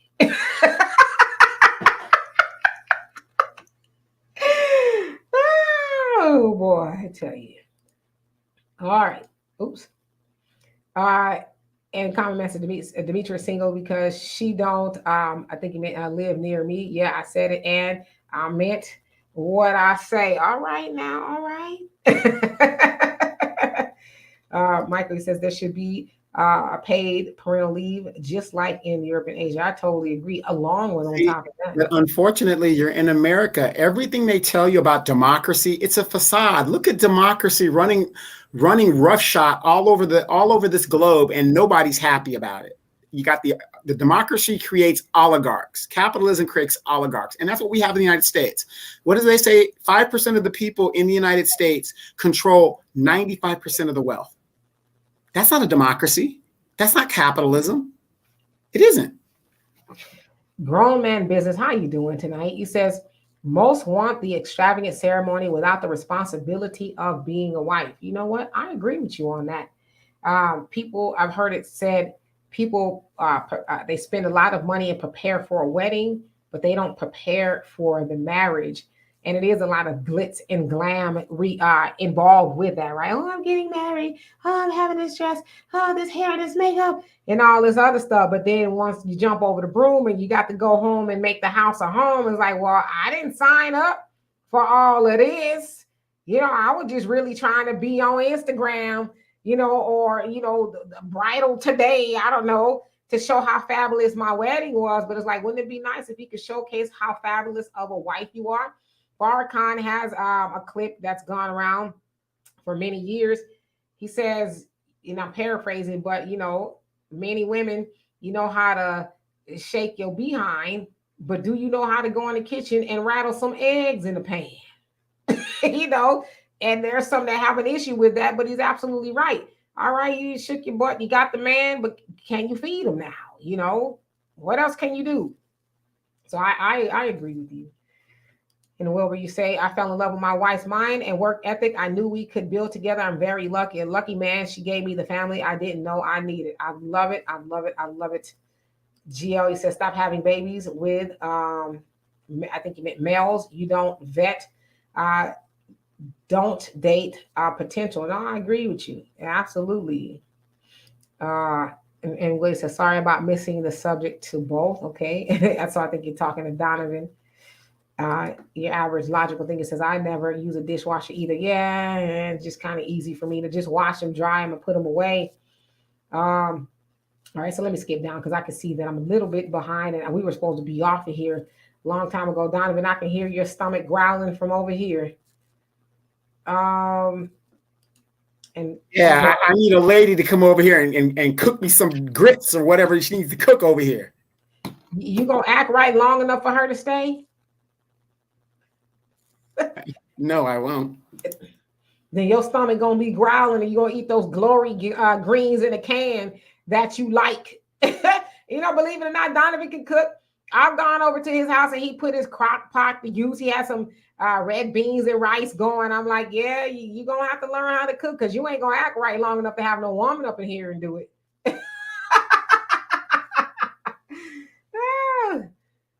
All right, so anyway,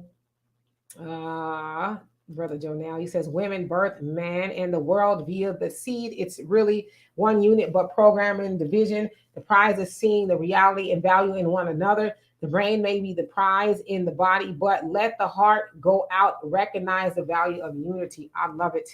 And Brother Joe, now we miss you on here. I know you were probably out and about being busy, but we surely do miss your wisdom. And Common Man says all men like younger women, but they love their wives, so they don't approach. Yeah, y'all like younger women until the younger women are actually being younger women. Then y'all complain, I don't know about her. She just don't, and she don't understand. It's like, she ain't supposed to understand. She's like, 30 years younger than you.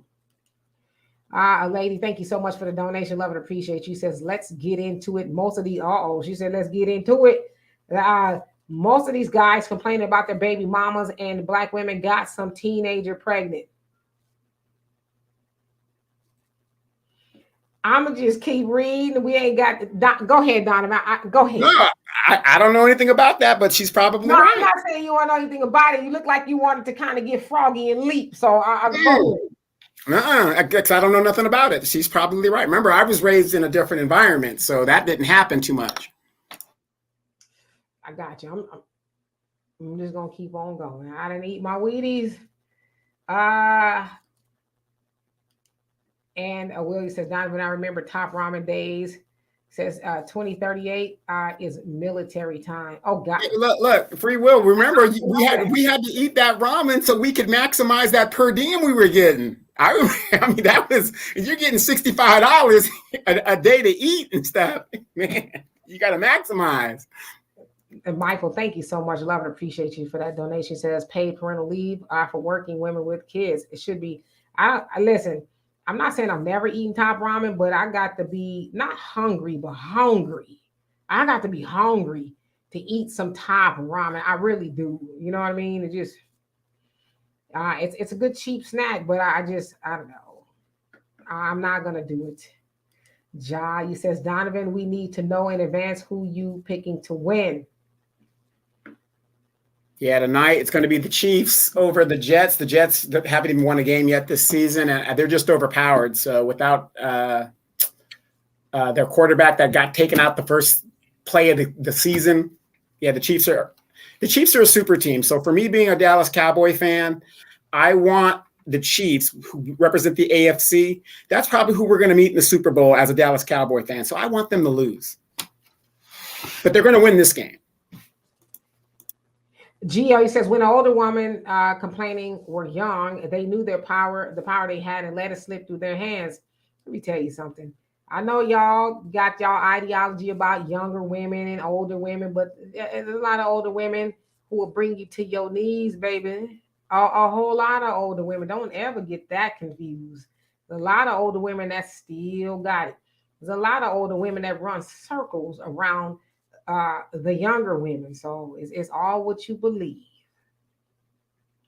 Yes, indeed. All right. Buckhorse, how are you doing? He says, hey, Miss K, I haven't forgot about you. I'm damn sure going to support. I have your cash app. Well, thank you so much. I love and appreciate you for that. And everybody else who have donated tonight, thank you so much. It does help keep the show going. So thank you. All right, so let's see. Donovan, I said I know I'm going to get out of here. Just want to make sure I acknowledge everybody that came on. And I think that I did. Chiefs just scored again, 17-0. Who did?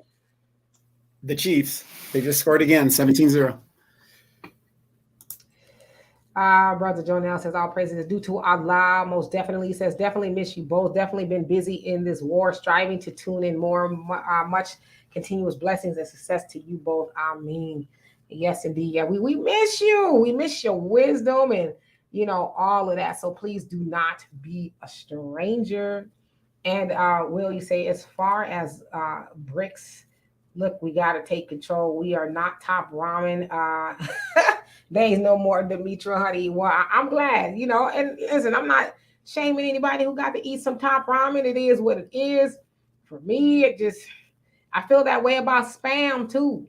We used to eat Spam back in the day, and it was just like, I could just never bring myself to do it.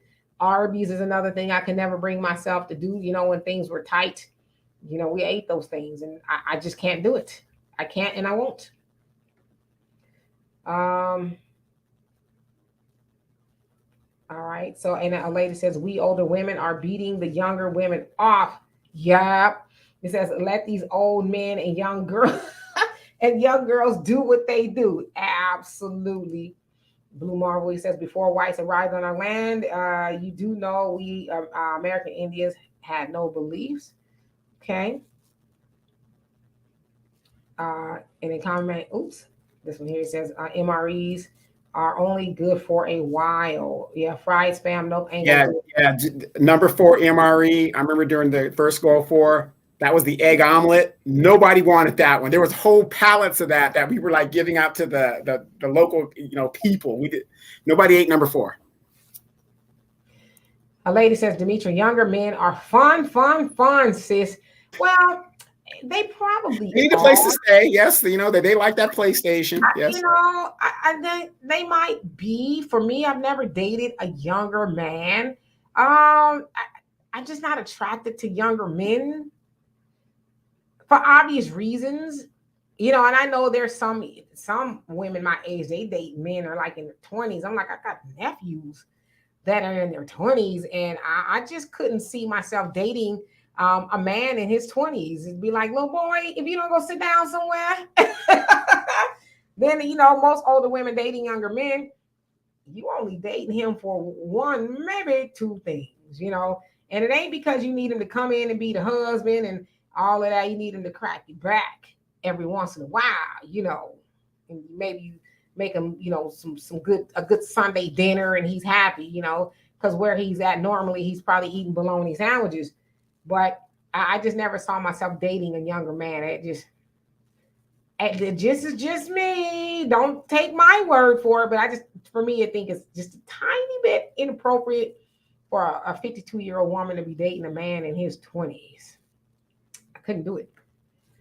Or even his 30s.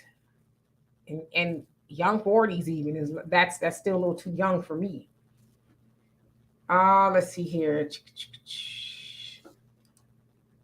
Will, you say Hawaii has spam on the menu at McDonald's on the island and rice? Yeah, some places it's considered what is it? You say a delicatessen or something like that, something very desirable. And maybe they missed the memo that it ain't all of that, All right. And Kiki says, no, I can't do younger men either. No, because I mean, you just gotta be realistic. They don't know nothing. They don't know how to make Glow Dean happy. They don't understand Glow Dean ain't got the Megan Thee Stallion knees. They like, Glow Dean, what's that cracking sound? Oh, that's my knees. I ain't gonna be able to do that, Sonny. That was 20 years ago. 20 years ago, I was something else. You know what I mean? And the Glow Dean can only get the, okay, Sonny, go ahead. See, Glow Dean giving him the mommy sex. Let me stop. I get myself in trouble.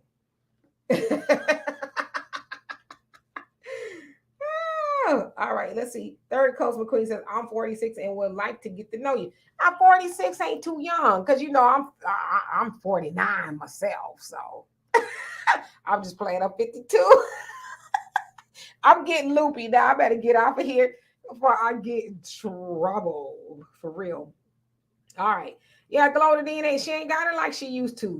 She can't keep up with the young stallions, but they'll put her in the ER. You know what I'm saying? Glow Dean need a man her age where he giving a little minute and a half, 2 minutes of good old Viagra, vitriol or whatever, and then he get up, right? And he lay down and he said, "Ooh, child, pass me the Ben Gay. I'm gonna be sore after this." See, we can hang with that, right? But the young bucks, they want to put you in and I don't have any firsthand experience. I'm just telling you what I would imagine. They want to put you in a pretzel and all that other stuff, right? So we'll leave that to the young guys, to the younger girls, okay? And Donovan can tell y'all, as an older man, he be with them younger women, they're like, "That's it, Poppy? That's all you got, Poppy?"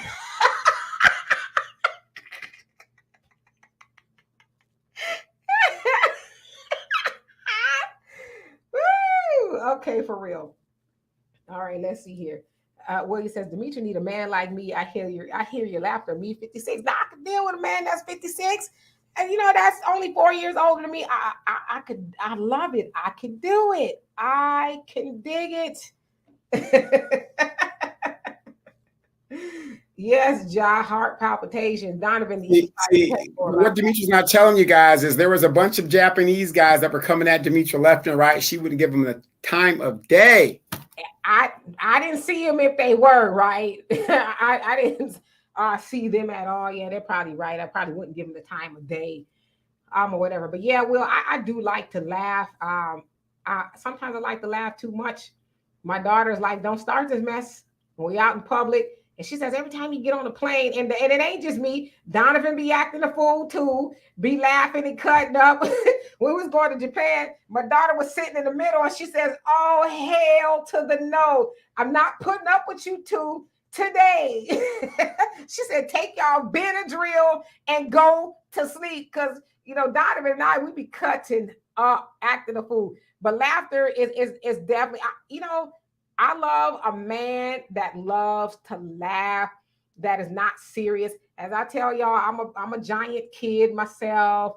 I like to play hide and go seek in the house, and I jump out and scare people. I love it all, right? Like I don't think that when you get older, you grow old. So somebody might think I'm a little too silly, but that's okay. Donovan, what say you before we get out of here? I just want to say, Michael Myers was a student of mine. And this month it is October, so we have to prepare, Sheriff. We have to prepare because he's been with me for years. His eyes are nice and cold and black. Oh my! No, Michael Myers, he's here. He's here. Demetrius month. So Demetria will be doing a lot of Halloween. It's Demetrius time, so be ready for a lot of impersonations. Wait. That caught me off guard. For those of you guys don't know, that is Donovan. That's Donovan's impression of Dr. Loomis from Halloween. Y'all know Halloween is my favorite horror series. And that was Dr. Loomis, everybody.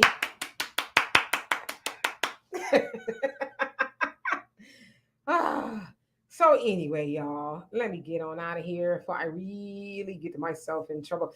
Yes, that's who that was supposed to be. The rabbit is getting old. Not even, he's getting up there in age, so it's not as spot on as it used to be. But I'm sure he'll practice a couple more times and he'll be right back to new. All right, for real. Well, the month just started, so I got to get my voices together. It's that time of year. I will be in high demand to lead voiceovers during this time of year. Hey, Spooky. He said Dr. Loomis is legendary. Yes, he is. October is my favorite month. I don't celebrate Halloween per se, but I love the fall season. I love the scary movies. That's the other thing, too. That's kind of sad being single, is you sit up and watch scary movies by yourself. And it's like, would you hug yourself? Do you jump on your own lap? Do you say, oh, I'm scared, hold me? Even though you've seen the movie 50 times, it's fun to play the role. Oh, gosh, I can't watch. Oh, hold me. I think I'm going to pass out. Anyway, y'all, it's been very fun. We'll see you guys on Tuesday. I'm sure we'll have a great conversation then. But in the meantime, you all, please be blessed. Thank you all for liking, subscribing, commenting, coming on here, donating, and everything that you guys do to make this show what it is. Kelvin, how you doing? Donovan, thank you so much. In the meantime, we love you too, Will. Until Halloween, yes. You all be blessed. Peace. Kiki says, no, you leave the lights on, Demetria. That's what I do. Nah, I want to be in the dark. I want to be booed up and all of that. You know what I'm saying? I want to be sipping on some cider, some hot cocoa with some popcorn under a blanket. You know what I'm saying? I want to be doing all of that. I don't want to do that again this year by myself. I don't know. It looks like I might have to be. Maybe next year. Peace.